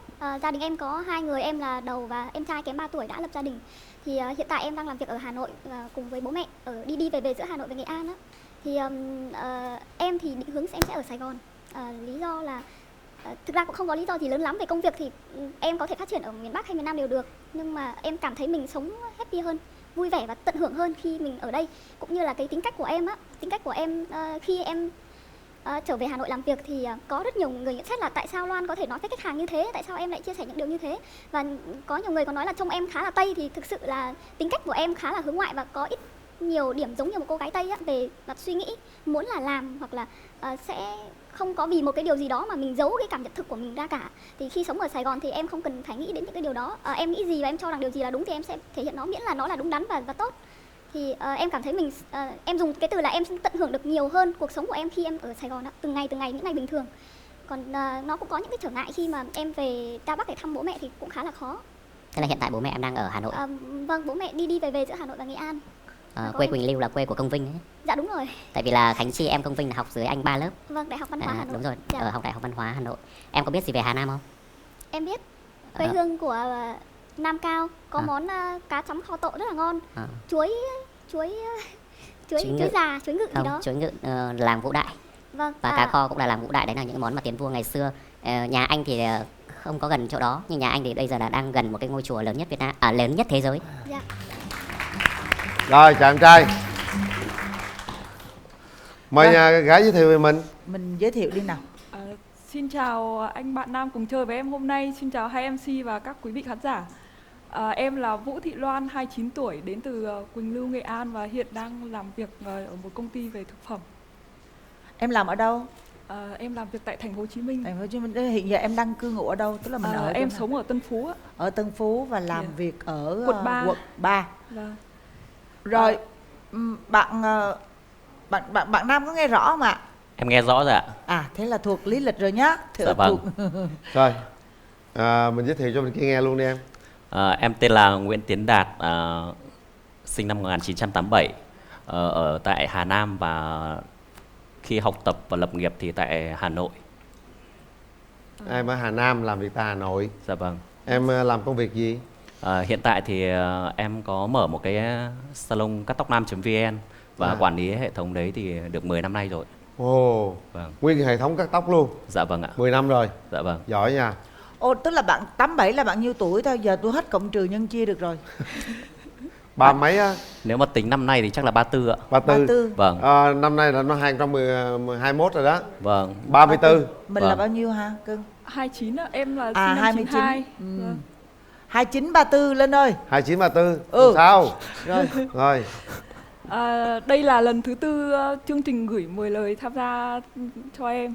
Năm 2017 thì chương trình có mời em đi 3 lần, nhưng lúc đó thì em chuyển công tác ra Hà Nội sống. Dạ. Và em mới trở lại thành phố Hồ Chí Minh được nửa năm nay. Em có 3 năm đầu tiên sống tại Sài Gòn, và sau đó em chuyển ra Hà Nội làm việc 3 năm và em mới trở lại đây. Có nghĩa là chương trình mời. Chứ em đăng ký chứ. lại, Em đăng ký chứ đúng không? Dạ vâng. Và đây là lần thứ 3 rồi. Thứ tư. Thứ tư. Và lần trước thì không có tham gia. Ồ, vậy là định mệnh rồi. Vậy là duyên đấy. Định mệnh. Không phải là duyên luôn, Linh ơi, định mệnh luôn. Định mệnh luôn. Còn bạn nam thì sao? Có phải là lần thứ 4 không? Em thì là lần đầu tiên đăng ký tham gia chương trình, tại vì là mình cũng đến tuổi lập gia đình, xong là cứ xem cái chương trình trên YouTube thấy hay quá, mình bảo là thôi có khi là mình đăng ký để tham gia chương trình. Rồi, mời nhà gái giới thiệu về ưu khuyết điểm của mình. Ưu điểm của em là một người rất là năng động và nhiều năng lượng, luôn tìm tòi sự mới mẻ và mình làm cho bản thân có nhiều trải nghiệm hơn và tiến bộ hơn đấy. Còn về nhược điểm thì em khá là tập trung trong công việc, tức là trong một cái ngày làm việc thì gần như em sẽ ít nhắn tin cho những cái mối quan hệ riêng. Và khi làm việc thì em sẽ làm cho xong thì em mới để ý những chuyện khác. Tức là em tập trung cao độ vào cái việc mình đang ưu làm. tiên em nhiều khi có thể bị phân tâm, nhưng em sẽ ưu tiên cho nó trước. Và khi mà đói hay là buồn ngủ thì em dễ cáu gắt với người khác. Đó là cái nhược điểm đó đúng không? Vâng, và nhiều khi trong công việc thì em cứ kỳ vọng là mọi thứ diễn ra theo ý mình, nên nếu mà có điều gì đấy mà xảy ra không đúng thì em dễ thể hiện cái sự nóng nảy. Vâng. Còn một điểm nữa là cái liên quan đến sở thích của em thì có thể một số người sẽ nghĩ là đấy là điểm yếu, đó là em là một người thích du lịch, thích du lịch bụi. Dạ, đi phượt đó phải không? Vâng. Em đi khắp tất cả các tỉnh thành ở Việt Nam với xe máy một mình và đi sang Campuchia. Và tức là cái sở thích của em là được đi tới nhiều nơi và khám phá. Em dám đi phượt mà một mình á? Vâng, và em đi giữa Hà Nội và Sài Gòn bằng xe máy 3 lần rồi. 3 lần luôn? Wow, bạn này cá tính quá. Đi xe máy một mình luôn mà đi từ Sài Gòn Hà Nội rồi Hà Nội Sài Gòn là cứ như vậy 3 lần rồi. Vâng, 2014, 2017 và 2020. Wow. Dạ. Bạn có điểm yếu gì không? Có nói rồi đó. Cái điểm đó gì? Thì điểm yếu của em là em có một số cái không tự tin, thì em nó có thể là làm mất năng lượng của em á. Tức là đôi khi em bị mất năng lượng chỉ vì 1-2 lý do gì đấy rất là dễ. Nếu mà người khác ta gọi là tụt mút đó phải không? Vâng. Em dễ tụt mút đúng không? Nếu mà người khác nắm được điểm yếu đấy của em thì có thể là họ sẽ làm cho em không còn sức chiến đấu nữa. Rồi, kiểu như thế. mời nhà trai. Ưu điểm khuyết điểm của bạn là gì? Em có một cái ưu điểm nó đặc biệt hơn cả mọi người, đó là một cái sở trường từ ngày em là sinh viên. Anh nói lớn hơn chút được không ạ? Ok bạn. Từ ngày sinh viên ấy, thì em có một cái sở trường rất đặc biệt là em viết kịch bản game show. Và có một cái kịch bản game show của em rất là hot, và cái thời điểm đấy thì mình hãy còn ít tuổi quá, kinh nghiệm về truyền hình hoặc là luật pháp thì mình không có biết nhiều. Nên là cái kịch bản của mình đưa nhiều các công ty truyền thông quá, và cái chương trình của mình nó bị ăn cắp bản quyền. Và cái đấy là cái điểm mà cũng là một bài học cho em rất là nhiều trong cuộc sống. Từ viết game show từ những năm trước rồi hả? Dạ vâng, cách đây phải đến 14-15 năm về trước. Đó là ưu điểm là thiên người nghệ thuật rồi đó. Dạ vâng ạ, em học quản lý văn hóa nghệ thuật của Đại học Văn hóa Hà Nội. Có nghĩa là em học cũng về nghệ thuật, nhưng bên em học là để có thể là quản lý chứ không phải học để biểu diễn. Rồi, anh hiểu rồi, học quản lý văn hóa nghệ thuật. Dạ vâng. Nhưng mà bạn viết rồi cái đó của bạn bị người ta lấy mất hả? Cái chương trình đó được phát sóng trên truyền hình và mình biết là hóa ra là cái chương trình này của mình đã bị ăn cắp bản quyền ạ. Vâng ạ. Rồi cái thời đó thì bản quyền nó cũng chưa có chặt chẽ lắm. Bây giờ thì chặt chẽ rồi. Dạ vâng. Rồi, đó là ưu điểm của em là tham gia nghệ thuật nè, viết nghệ thuật từ rất sớm nè. Những người làm nghệ thuật thì rất là nhạy cảm, rất là năng động ha, cũng đầy những cái sáng tạo. Rồi em có khuyết điểm gì không? Khuyết điểm thì cũng có. Ví Tại dụ? vì là ví dụ như là người ngoài Bắc thì người ta nói là con trai thì hơi gia trưởng, hoặc là có những người gia trưởng quá, thì em là trong cái không phải là gia trưởng mà em kỹ tính. Có nghĩa người ta nghĩ kỹ tính là gia trưởng. Đấy, ví dụ như là em cần cái gì cũng trong nhà cũng gọn gàng sạch sẽ, và người nào mà làm không được có gọn gàng sạch sẽ thì mình luôn nhắc nhở người ta làm theo để giống mình. Với cái nghề của em phải chỉnh chu ha. Vâng. Cái nghề tóc là phải chỉnh chu, phải kỹ càng, phải gọn ghẽ, sạch sẽ, rồi là đảm bảo vệ sinh môi trường nữa. Vâng. Rồi, em có mấy mối tình rồi em trai? Em là tình trường có 3 mối tình chính thức, còn những cái mối tình kia thì nó là thoáng qua thì không có 3 nhắc mối tình đến. chính thức. Vâng. Mối tình dài nhất là bao lâu? Kéo dài tầm gần 2 năm ạ. 2 năm. Mối tình Vâng. thấp ít nhất là bao nhiêu lâu? Là mối tình thời sinh viên có 6 tháng đấy ạ. Sau những mối tình đó thì mình thấy mình thiếu sót gì trong những cái lần chia tay đó, mình thiếu sót những gì? Có nghĩa là cái thời điểm quyết định thì mình không có quyết đoán. Không quyết đoán. Vâng. Có nghĩa là lúc đấy mình còn đắn đo.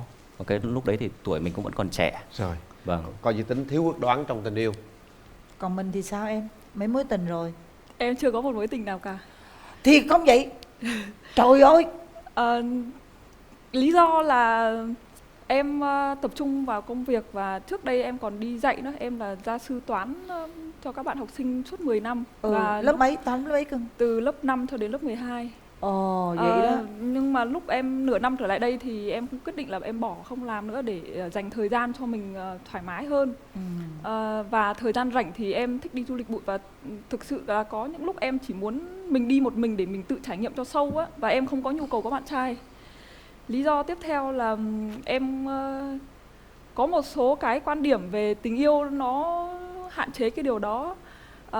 Cũng em thích rất nhiều người, gần như là lúc nào em cũng thích một ai đấy, và cũng khá nhiều người thích em. Nhưng em có quan điểm như thế này là em khi mà yêu nhau á, em rất là sợ cái một trong hai người bị chịu đựng một cái sự tổn thương nào đó. Thì em cảm thấy nếu mà chưa hiểu nhau, hoặc là không muốn có nghĩa là ví dụ như thế này, là lúc mà em học sinh viên ở Hà Nội thì có những anh thích em, nhưng mà em đều từ chối hết. Tức là em không có muốn có một tình yêu nào ở đấy cả, vì em nghĩ là sau này em sẽ vào Sài Gòn lập nghiệp thì không muốn một ai phải đau khổ hết. Phải vương vấn, phải tổn thương về cái việc đó. Mặc dù có thể trong lòng em quý người ta rất nhiều, nhưng mà em rất sợ cái nỗi đau từ tình yêu gây ra. Rồi em có 3 cái tiêu chí về một người bạn trai. Tiêu chí đầu tiên đấy là cái ý chí và cái nghị lực vươn lên của người đàn ông đấy. Thứ hai là cái sự chủ động của họ trong mối quan hệ với người nữ.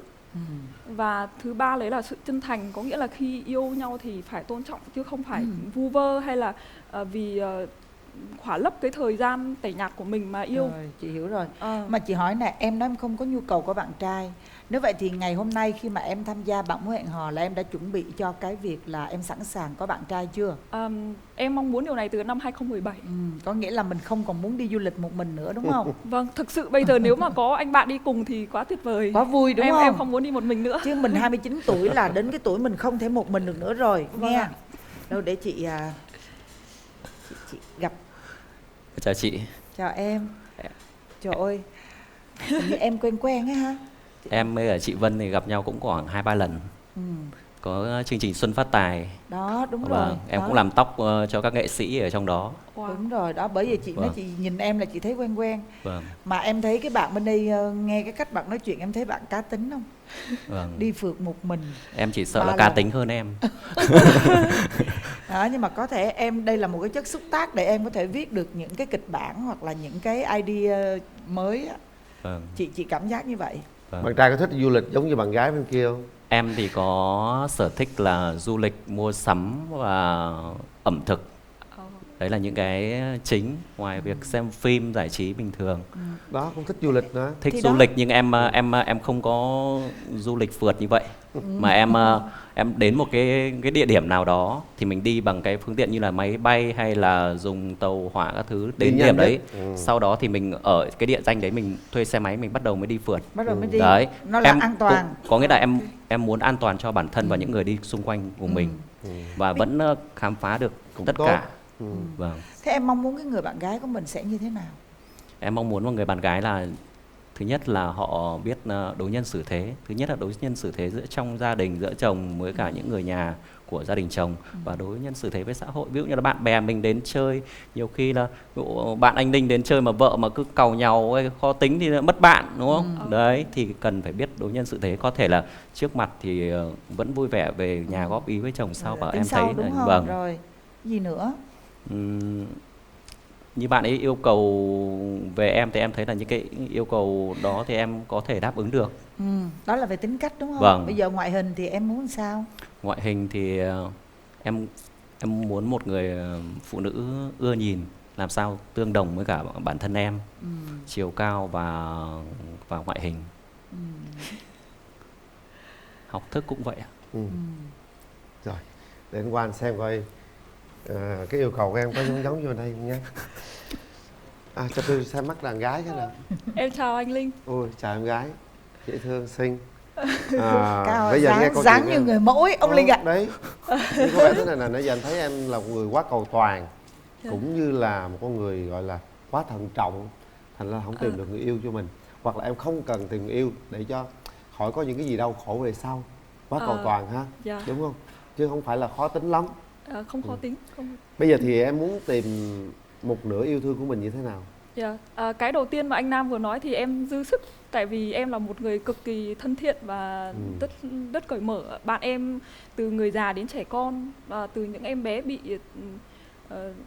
tật nguyền ở Tây Bắc hay là ở bất kỳ đâu em đều tiếp xúc và đều yêu thương họ. Và cái lý do mà em đi du lịch một mình như vậy á là vì trước đây khi là học sinh thì em chỉ biết sách vở thôi, vì em nghĩ đấy là cái con đường duy nhất để mình thay đổi cuộc sống của gia đình mình. Thì em nhận thấy là kiến thức về cuộc sống của mình quá thiếu, và em muốn tự đi để tự cảm nhận những gì mình đã đọc, mình đã nghe, những gì người khác nói. Và khi em đi một mình á thì em mới tương tác được với mọi người nhiều. Khi em đi cùng một bạn trai hay một bạn gái nào đó thì em quá bận bịu với họ thì em không tiếp xúc được với người khác. Và trong cái hành trình đó có rất nhiều lúc cảm thấy cô đơn, có những lúc khóc và cảm thấy mình không hiểu mình đang làm cái gì cả. Nhưng mà em sau cùng thì em thấy là khi mà em cảm thấy là yêu cái đất nước của mình, yêu con người của mình, và gặp ai em cũng có thể hiểu được. Đó là lý do em có thể sống từ Bắc vào Nam hay bất kỳ đâu. Cái coi như bây giờ là bạn đã có rất nhiều những cái vốn sống qua những cái chuyến mà đi du lịch một mình như vậy. Thì bây giờ nhìn bạn này á, cái dáng bạn như là người mẫu đấy. Em cao mét bao nhiêu vậy? 1m69,75cm. 1m69 mét 70 rồi. Tức là 1m7 rồi đó. Tốt rồi đấy. Em muốn có một mẫu hình lý tưởng như thế nào? Đầu tiên về tính cách là một con người sống cởi mở và có tấm lòng với tất cả mọi người, không có ích kỷ. Nãy anh Nam nói như thế thì em nghĩ anh ấy ok cái này.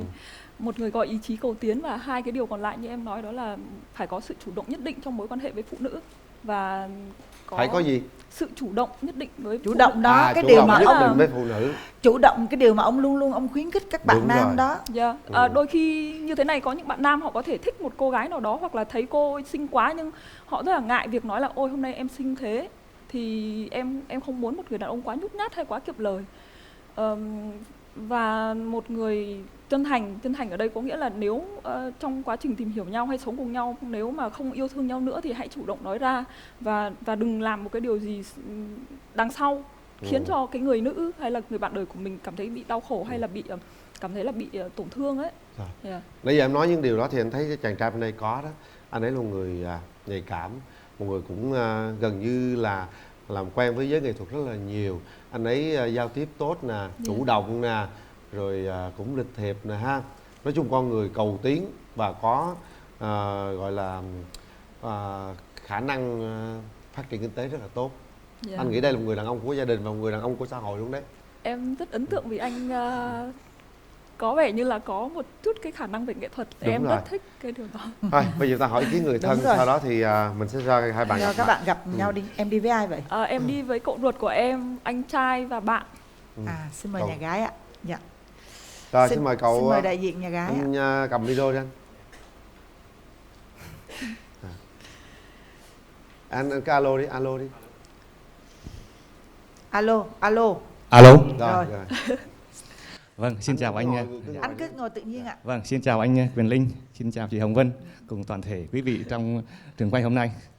Tôi là Trần Văn Sự, là cậu ruột của cháu Loan.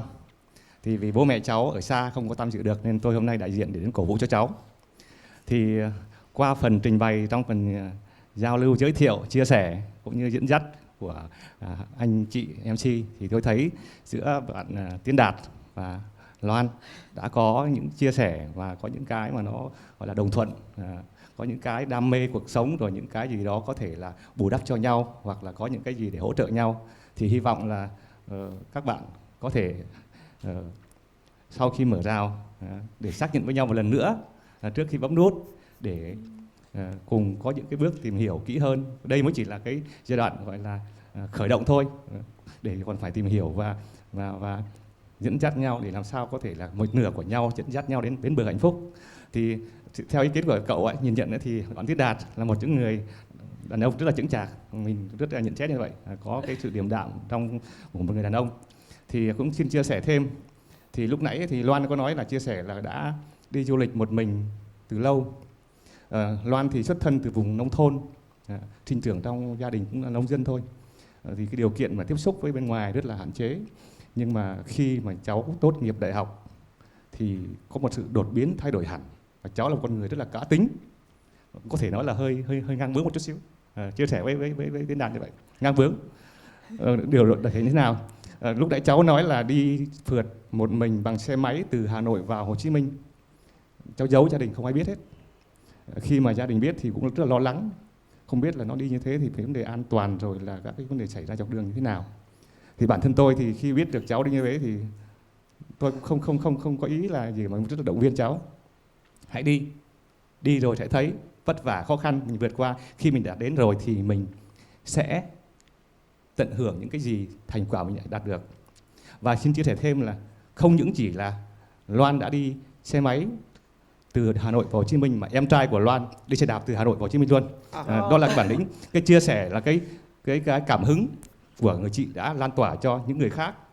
Và việc Loan đi như vậy không phải là để đi chơi nó một cách vô bổ, là để khám phá về đất nước Việt Nam như Loan lúc nãy nói, rồi là đi giúp đỡ những người khó khăn, rồi những hoàn cảnh như thế nào. Và đó là lý do Loan đã hơn 20 lần hiến máu nhân đạo. Đó là một hành động rất là quý của người trẻ.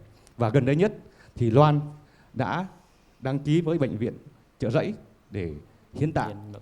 Tôi rất là trân trọng và luôn khích lệ cháu, và đó là cái điều tự hào của cháu đối với tôi.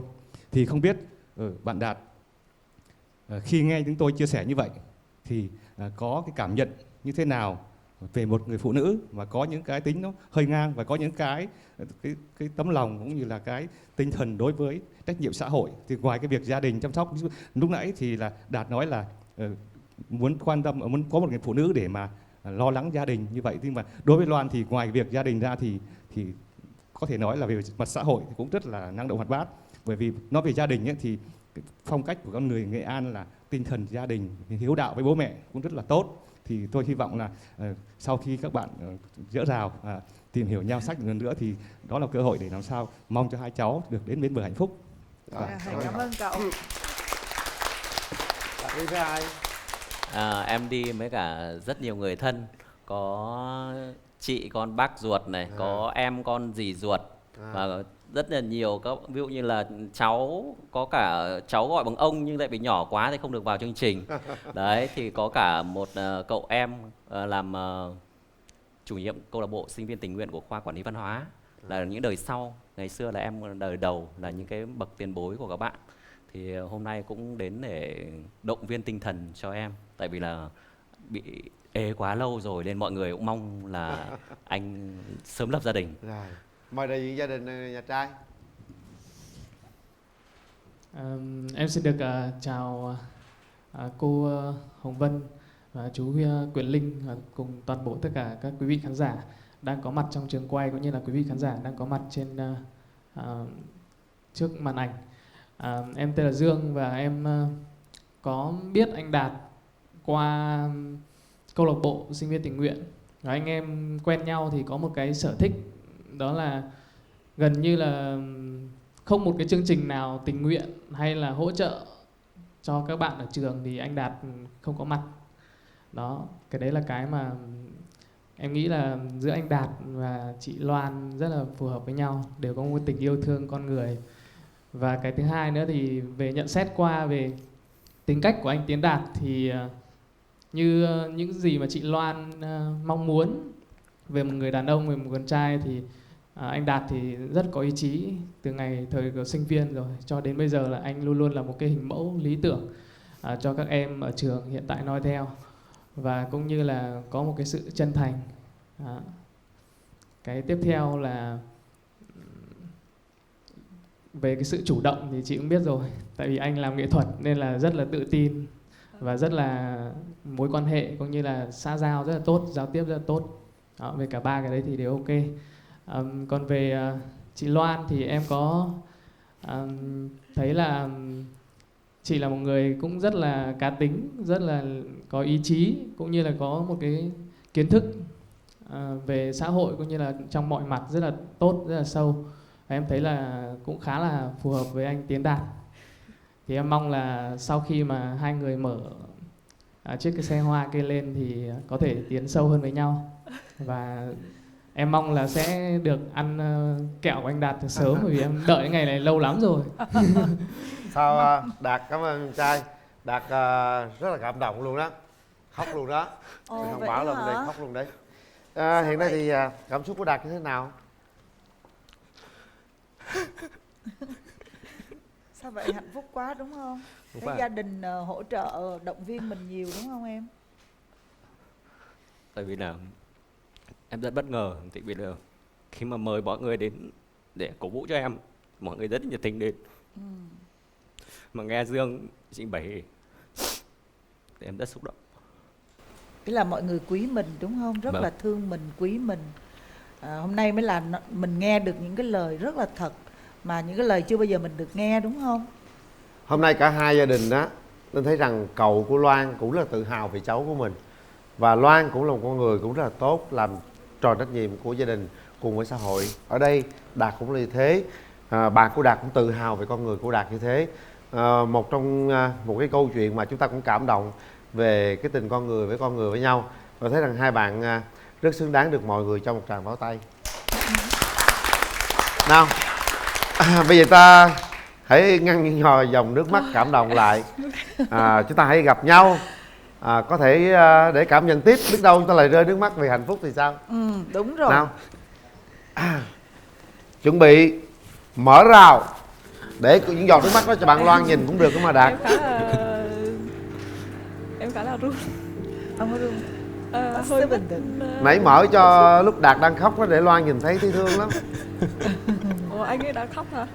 Cô kia là có cá tính đó nha, ít khóc đấy. Wow. Em chào anh. Anh có món quà tặng em. Cảm ơn anh. Em tặng quà Đã cho cao anh. còn mang guốc cao nữa, thành ra quá cao. Em tặng anh cây xương rồng. Ý nghĩa của nó là cây xương rồng khi nó đứng một mình hay là nó đứng cùng những cây khác thì nó đều rất là mạnh mẽ. Nó có gai nhưng nó có hoa. Và cái này nó là hình cái móng rồng để tượng trưng cho sự mạnh mẽ của người đàn ông. Em chúc anh cảm thấy tìm được một cái ý nghĩa gì đấy khi nhìn cái chậu cây này. Anh cảm ơn. Rồi mình mở cái quà của Đạt ra luôn đi. Quà của anh gửi tặng em đấy là một bộ chăm sóc tóc, tại vì là anh có cái tiệm tóc, vì vậy là cái sản phẩm nó rất là ý nghĩa với các công việc của anh. Em có thể mở nó ra. Em mở ra đi. Wow. Tất cả những cái sản phẩm này cộng cả cái lược massage này thì em mỗi lần mà gội đầu xong dùng lược massage thì sẽ thấy sảng khoái. Bộ sản phẩm cũng rất là tốt, hàng sách công ty nhập khẩu chuẩn luôn. Đấy, em yên tâm tại vì là sản phẩm chỉ bán tại salon. Nên là em tìm bên ngoài cũng không có đâu. Cảm ơn anh Đạt rất nhiều, em rất thích. Màu đỏ cũng là màu em thích nữa. Ok. Dạ. Rồi, đấy Rồi. thôi. Mình Về để vị trí Vũ ngồi đi Nám các ở bạn. đây nào. Rồi, đó. Ấy. Giờ hai bạn ngồi nói chuyện với nhau đi. Mấy chục năm trong cuộc đời chúng ta mới lần đầu tiên gặp mặt đó. Cảm nhận về nhau đi. Nào, Loan quay mặt qua đây. Hãy đối diện với Em nhau. khá là run, thực sự là em rất có kinh nghiệm trước đám đông, nhưng mà hôm nay em cảm thấy là không có, mình bị run nhiều quá. Cho em hỏi là anh đang sống và làm việc ở đâu ạ? Anh đang sống và làm việc tại Hà Nội. Em thì trước đây em học ở Hà Nội, em học ngoại thương Hà Nội, tức là ngành kinh tế. Thì sau đó em vào đây làm việc 3 năm. Từ bé là em đã định hướng vào Sài Gòn rồi. 2017 thì em lại chuyển ra Hà Nội vì một cái lý do gia đình thôi. Và năm nay thì em quyết định quay trở lại được 6 tháng. Và định hướng của em nó sẽ là ở Sài Gòn. Anh có cái công việc của anh á, ở Hà Nội thì anh có thể chia sẻ một chút được với anh. Em đang muốn hỏi anh là nếu mà anh chuyển công tác vào Sài Gòn thì điều đó có trở ngại gì cho anh không? Thực ra ấy, thì anh đi vào Nam ra Bắc rất là nhiều. Và anh thấy là anh phù hợp ở ngoài Bắc hơn. Anh vào trong Nam này thì bạn bè khi mà đi vui chơi các thứ này kia thì thấy vui thôi, chứ còn để mà cuộc sống anh muốn là cuộc sống nó ở ngoài Hà Nội. Tại vì ở nơi đó thì anh đã đi lên học tập và công tác ở đó suốt 16 năm rồi. Và anh thấy là cái môi trường đấy mình phát huy được cái khả năng của mình, và nó cũng thấy cuộc sống nó chậm rãi và dễ sống hơn. Ở trong Nam anh thấy cuộc sống nó nhanh hơn. Ngay cả em đi đường em cảm giác là xe cộ ở trong Nam người ta cũng đi rất là nhanh. Và ở ngoài Hà Nội thì người ta đi từ tốn hơn. Em có cảm nhận được điều anh nói, vì em cũng rất yêu Hà Nội. Em cũng yêu Sài Gòn. Và em biết là những người ở miền Bắc, ví dụ anh ở Hà Nam thì chắc là anh vẫn có bố mẹ và gia đình ở ngoài Bắc, đúng không anh? Đúng rồi. Nên có nghĩa là anh sẽ không có ý định là sẽ vào trong miền Nam sinh sống vì là sự nghiệp của mình ở ngoài kia, đúng không ạ? Anh thì bố mẹ sinh 4 người con, anh là út. Chị gái anh thì ở bên châu Âu, một anh nữa ngoài Hà Nội và một anh nữa thì ở trong Sài Gòn này rồi. Và các anh chị thì đều lập gia đình và đều phải có cái trách nhiệm với cả gia đình nhỏ của mình. Và anh thấy là bố mẹ anh thì già và mình cần phải có cái trách nhiệm nó cao hơn để thay thế những anh chị đang rất là nhiều việc. Đấy. Vâng. Dạ em hiểu. Nói chung đối với em là chữ hiếu là quan trọng nhất. Gia đình em có 2 người, em là đầu và em trai kém 3 tuổi đã lập gia đình.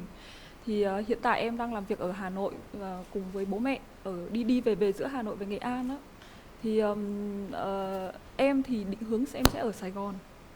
Lý do là thực ra cũng không có lý do gì lớn lắm. Về công việc thì em có thể phát triển ở miền Bắc hay miền Nam đều được, nhưng mà em cảm thấy mình sống happy hơn, vui vẻ và tận hưởng hơn khi mình ở đây. Cũng như là cái tính cách của em á, tính cách của em khi em trở về Hà Nội làm việc thì có rất nhiều người nhận xét là tại sao Loan có thể nói với khách hàng như thế, tại sao em lại chia sẻ những điều như thế. Và có nhiều người còn nói là trông em khá là Tây, thì thực sự là tính cách của em khá là hướng ngoại và có nhiều điểm giống như một cô gái Tây á, về mặt suy nghĩ, muốn là làm hoặc là sẽ không có vì một cái điều gì đó mà mình giấu cái cảm nhận thực của mình ra cả. Thì khi sống ở Sài Gòn thì em không cần phải nghĩ đến những cái điều đó. Em nghĩ gì và em cho rằng điều gì là đúng thì em sẽ thể hiện nó, miễn là nó là đúng đắn và tốt. Thì em cảm thấy mình em dùng cái từ là em tận hưởng được nhiều hơn cuộc sống của em khi em ở Sài Gòn đó, từng ngày những ngày bình thường. Còn nó cũng có những cái trở ngại khi mà em về ra Bắc để thăm bố mẹ thì cũng khá là khó. Thế là hiện tại bố mẹ em đang ở Hà Nội? Vâng, bố mẹ đi về giữa Hà Nội và Nghệ An. Quê Quỳnh Lưu là quê của Công Vinh đấy. Dạ đúng rồi. Tại vì là Khánh Chi em Công Vinh là học dưới anh 3 lớp. Vâng, Đại học Văn hóa Hà Nội. Đúng rồi, Dạ. ở học Đại học Văn hóa Hà Nội.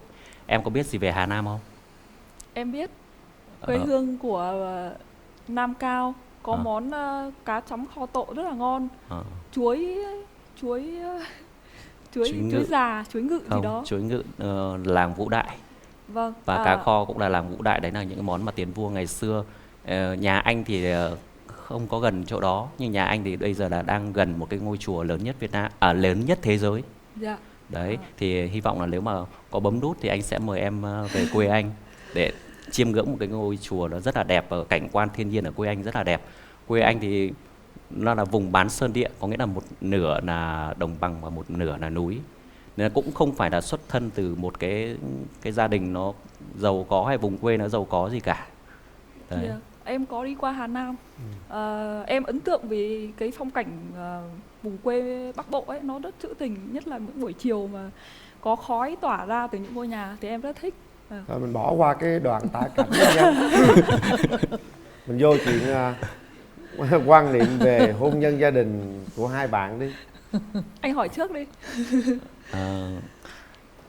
Có nghĩa là em muốn lập gia đình từ năm 2017, nhưng tại sao đến bây giờ mà em lại chưa lập gia đình? Vì em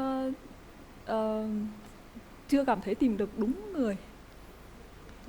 Có phải là em có khóa khó tính không?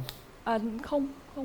Như thế này, khi những người mà người ta thích em á, cái em quan trọng đầu tiên đấy là cái sự chưa về cái tư duy bản lĩnh của một người đàn ông á, có nghĩa là ở đây không phải là về tài chính hay kinh tế gì cả. Một người đàn ông mà họ luôn luôn nỗ lực cố gắng phấn đấu thì em cảm thấy là họ thu hút em rất nhiều hơn so với một người có thể là họ học lên thạc sĩ, tiến sĩ và họ thích một công việc nó đều đặn như vậy. Thì cái người đó không gây được cái sự thu hút đối với em. Trong cái công việc em á, em thì làm phụ trách về kinh doanh thì em gặp những cái người như thế rất là nhiều. Nhưng hai cái sau họ không có. Cái đặc biệt đó là cái sự chân thành thì không có một ai có cả. Và những người thích em thì cái số 1 của họ ấy, cái bản lĩnh của người đàn ông chưa cảm thấy em cảm thấy thực sự bị thu hút. Em không có mong tìm một người đàn ông mạnh mẽ hơn mình để mình dựa vào hay gì cả, nhưng mà em cần một người đàn ông để mình ngưỡng mộ, để mình sống cùng họ hàng ngày. Chỉ vậy thôi, tức là giá trị về tinh thần. Như em. Anh nói người đàn ông này còn cả một cái chuỗi tóc ở Hà Nội. Bây giờ nấy có cả tiệm tóc ở thành phố Hồ Chí Minh nữa đó. Bây giờ nấy chưa kể đấy. Anh có cơ sở trong thành phố Hồ Chí Minh luôn đấy.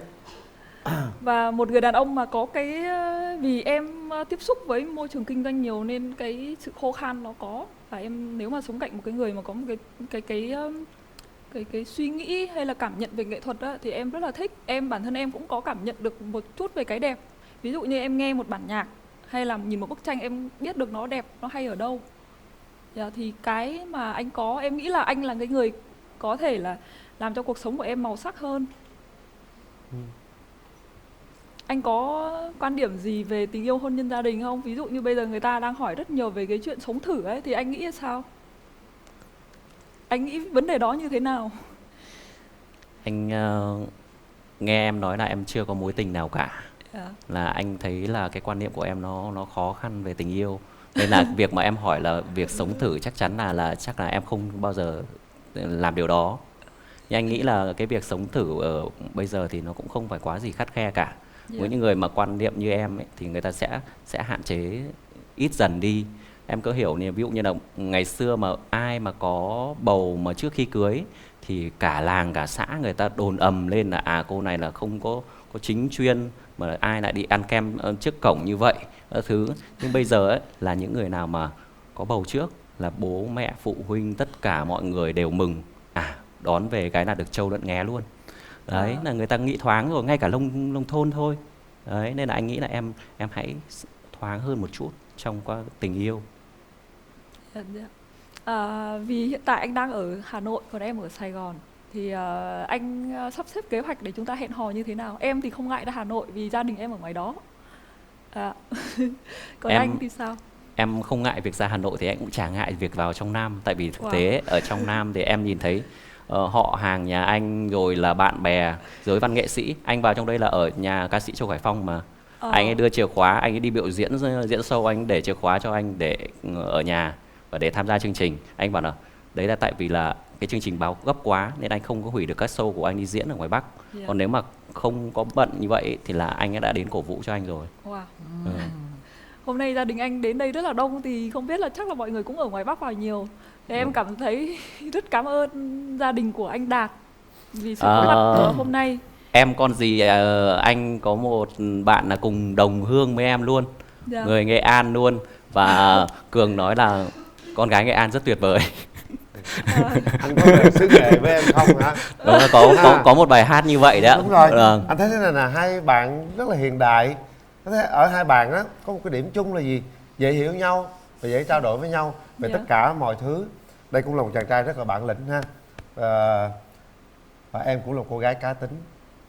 Chàng trai này có thể hóa giải cái cá tính đó để có thể kết nối lại hai cái trái tim mà đã lâu lắm rồi họ chưa gặp lại nhau. Bây giờ thế này, em trai, thời gian không có nhiều đâu, em bước tới nắm tay cô gái và có thể hát một bài nào đó tặng cô gái và nói lên tâm tư, những cái gì suy nghĩ trong lòng mình với cô gái về tình yêu nha, không nói chuyện làm ăn, không nói chuyện về xã hội nữa. Nào, mời em. Ok.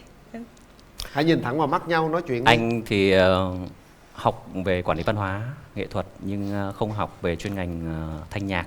Anh học quay phim chụp ảnh, nên là để mà hát thì sẽ là không hay. Nhưng anh nghĩ là trong cái bài hát và lời bài hát đấy thì chứa chan rất là nhiều tình cảm của anh.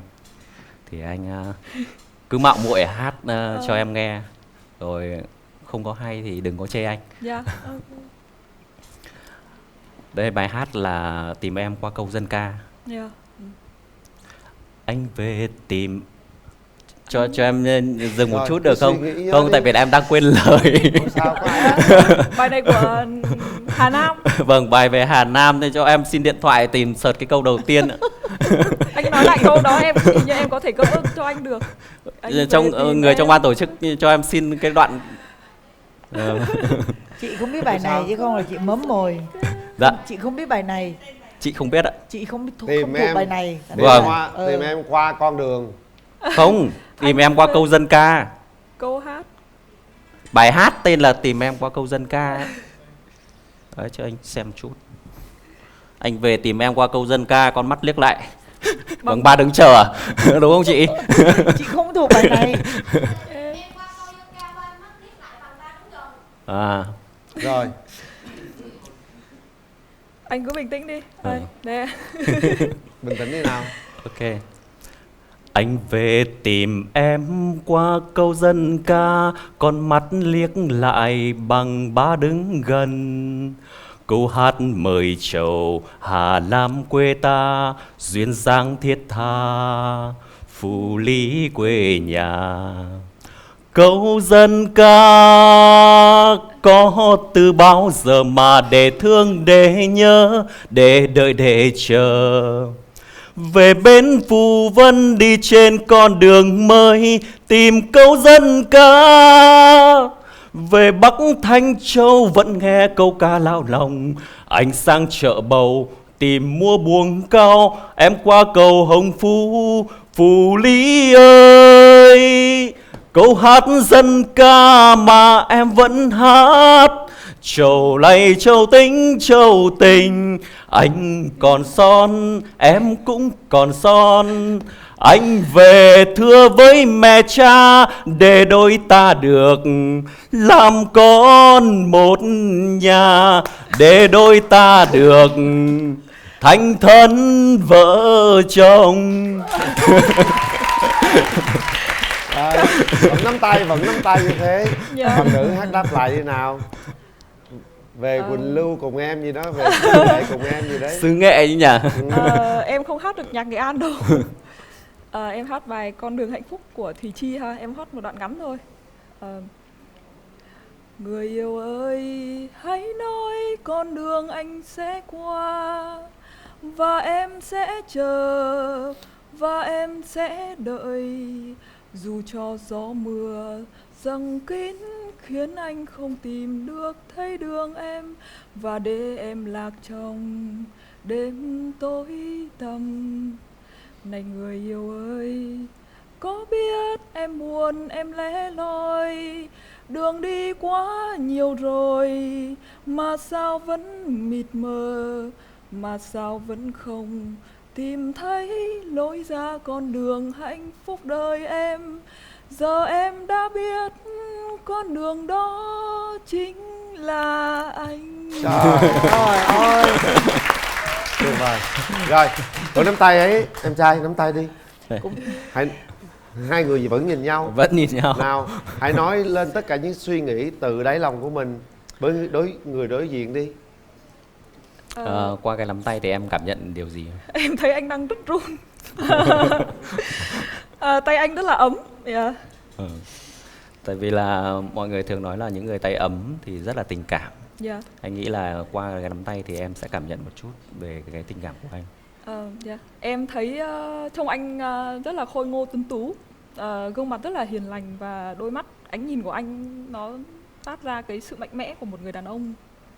Dạ. Tuyệt vời. Và trông anh cũng rất là duyên nữa và rất là trẻ. Rồi, trở về vị trí các bạn. Dạ. Nếu cô gái không mang giày gót cao thì có thể chúng ta hợp lý đấy. Em là người rất thích đi giày cao gót. Mai mốt đi với bạn trai đi giày sạch sẹp chút xíu.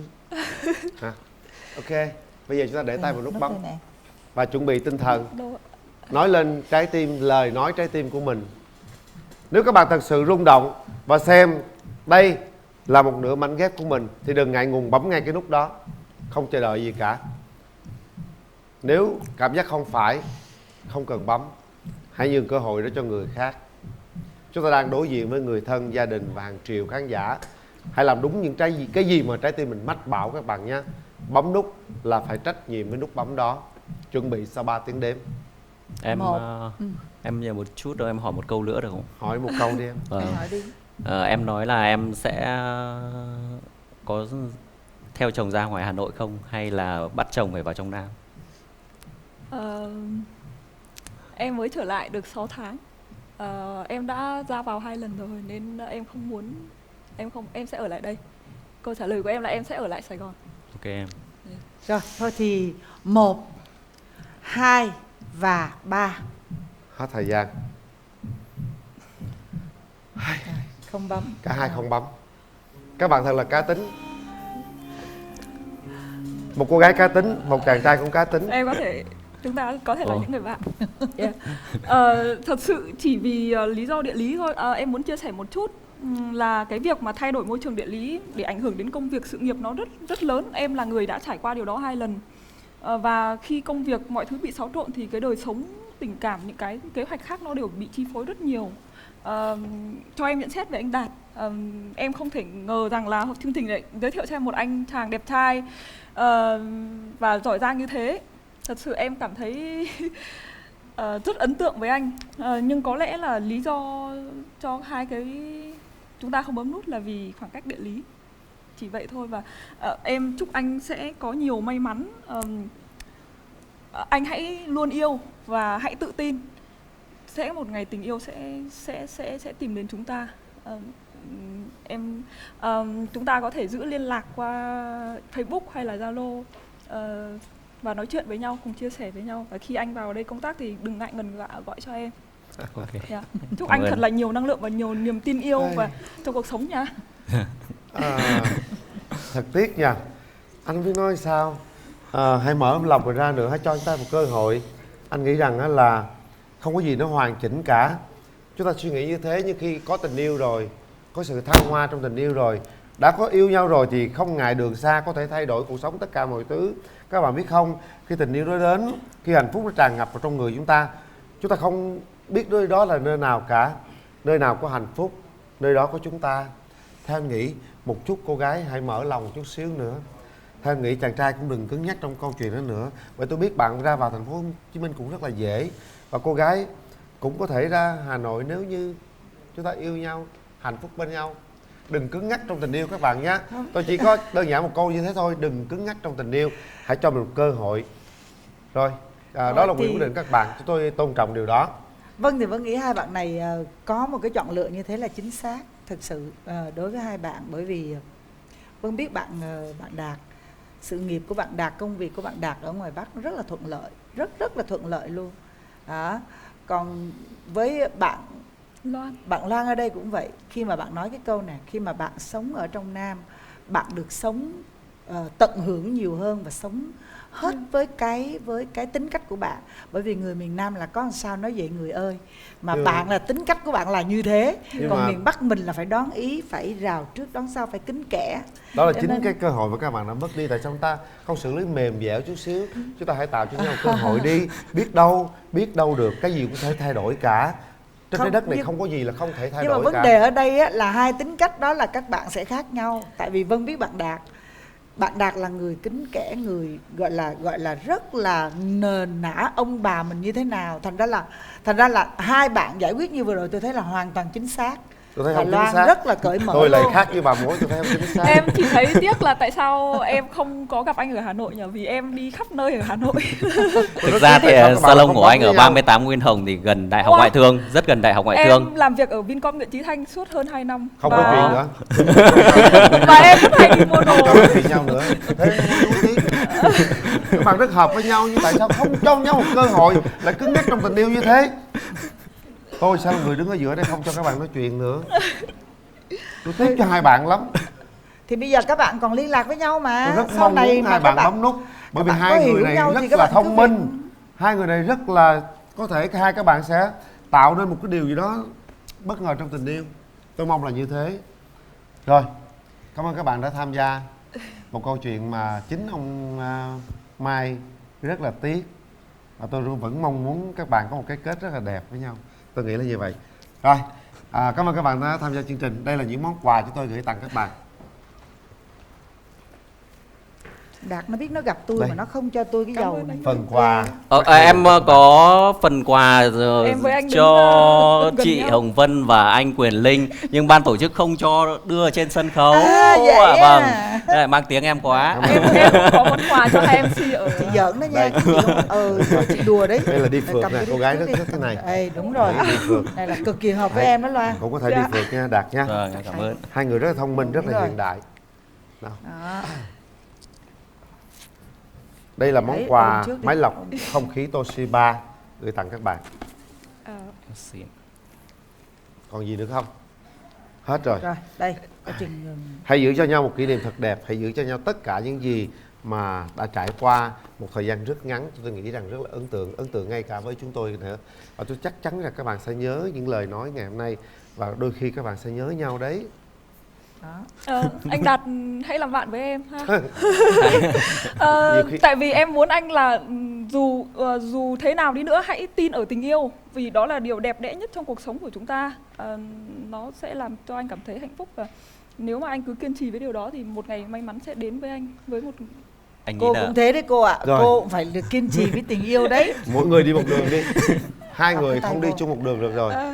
Nào Đó. em gái, đi bên kia. Của nã nhiều quá. Đây. Ai... Tình yêu có thể chúng ta sẽ thay đổi bằng nhiều cách. Tình yêu là một phép màu, tình yêu là rất là nhiều màu sắc. Chúng ta có thể xử lý bất kỳ trong tình huống nào nếu thật sự chúng ta có cảm xúc với nhau. Chỉ trừ khi chúng ta không có cảm xúc với nhau thì không điều gì có thể thay đổi cả. Thì vấn đề là chỗ đó đó Linh. Tôi thấy rằng thôi chúng ta Thôi, sẽ bàn thì chuyện này thôi. sau nhé. Thôi, sau đi. Rất tiếc, tôi tiếc lắm các bạn, thật sự. Ôi, giá như phải để hai bạn ấy nói chuyện lại từ đầu. Nếu giá như có nhiều thời gian, chúng tôi sẽ khuyên các bạn ấy nên bấm nút. Dù sao thì câu chuyện cũng đã xảy ra rồi các bạn. Ngày hôm nay sẽ có hai câu chuyện, hai màu sắc khác nhau, hai cách diễn giải khác nhau. Và cuối cùng thì tôi chỉ mong rằng tình yêu sẽ sớm đến với những cặp đôi. Cho dù có bấm nút hay là không bấm nút, hẹn hò là phải có cảm xúc. Có cảm xúc thì người ta bấm nút, còn không cảm xúc thì không cần bấm nút. Đó là những gì chúng tôi muốn trao đổi tất cả quý vị các bạn.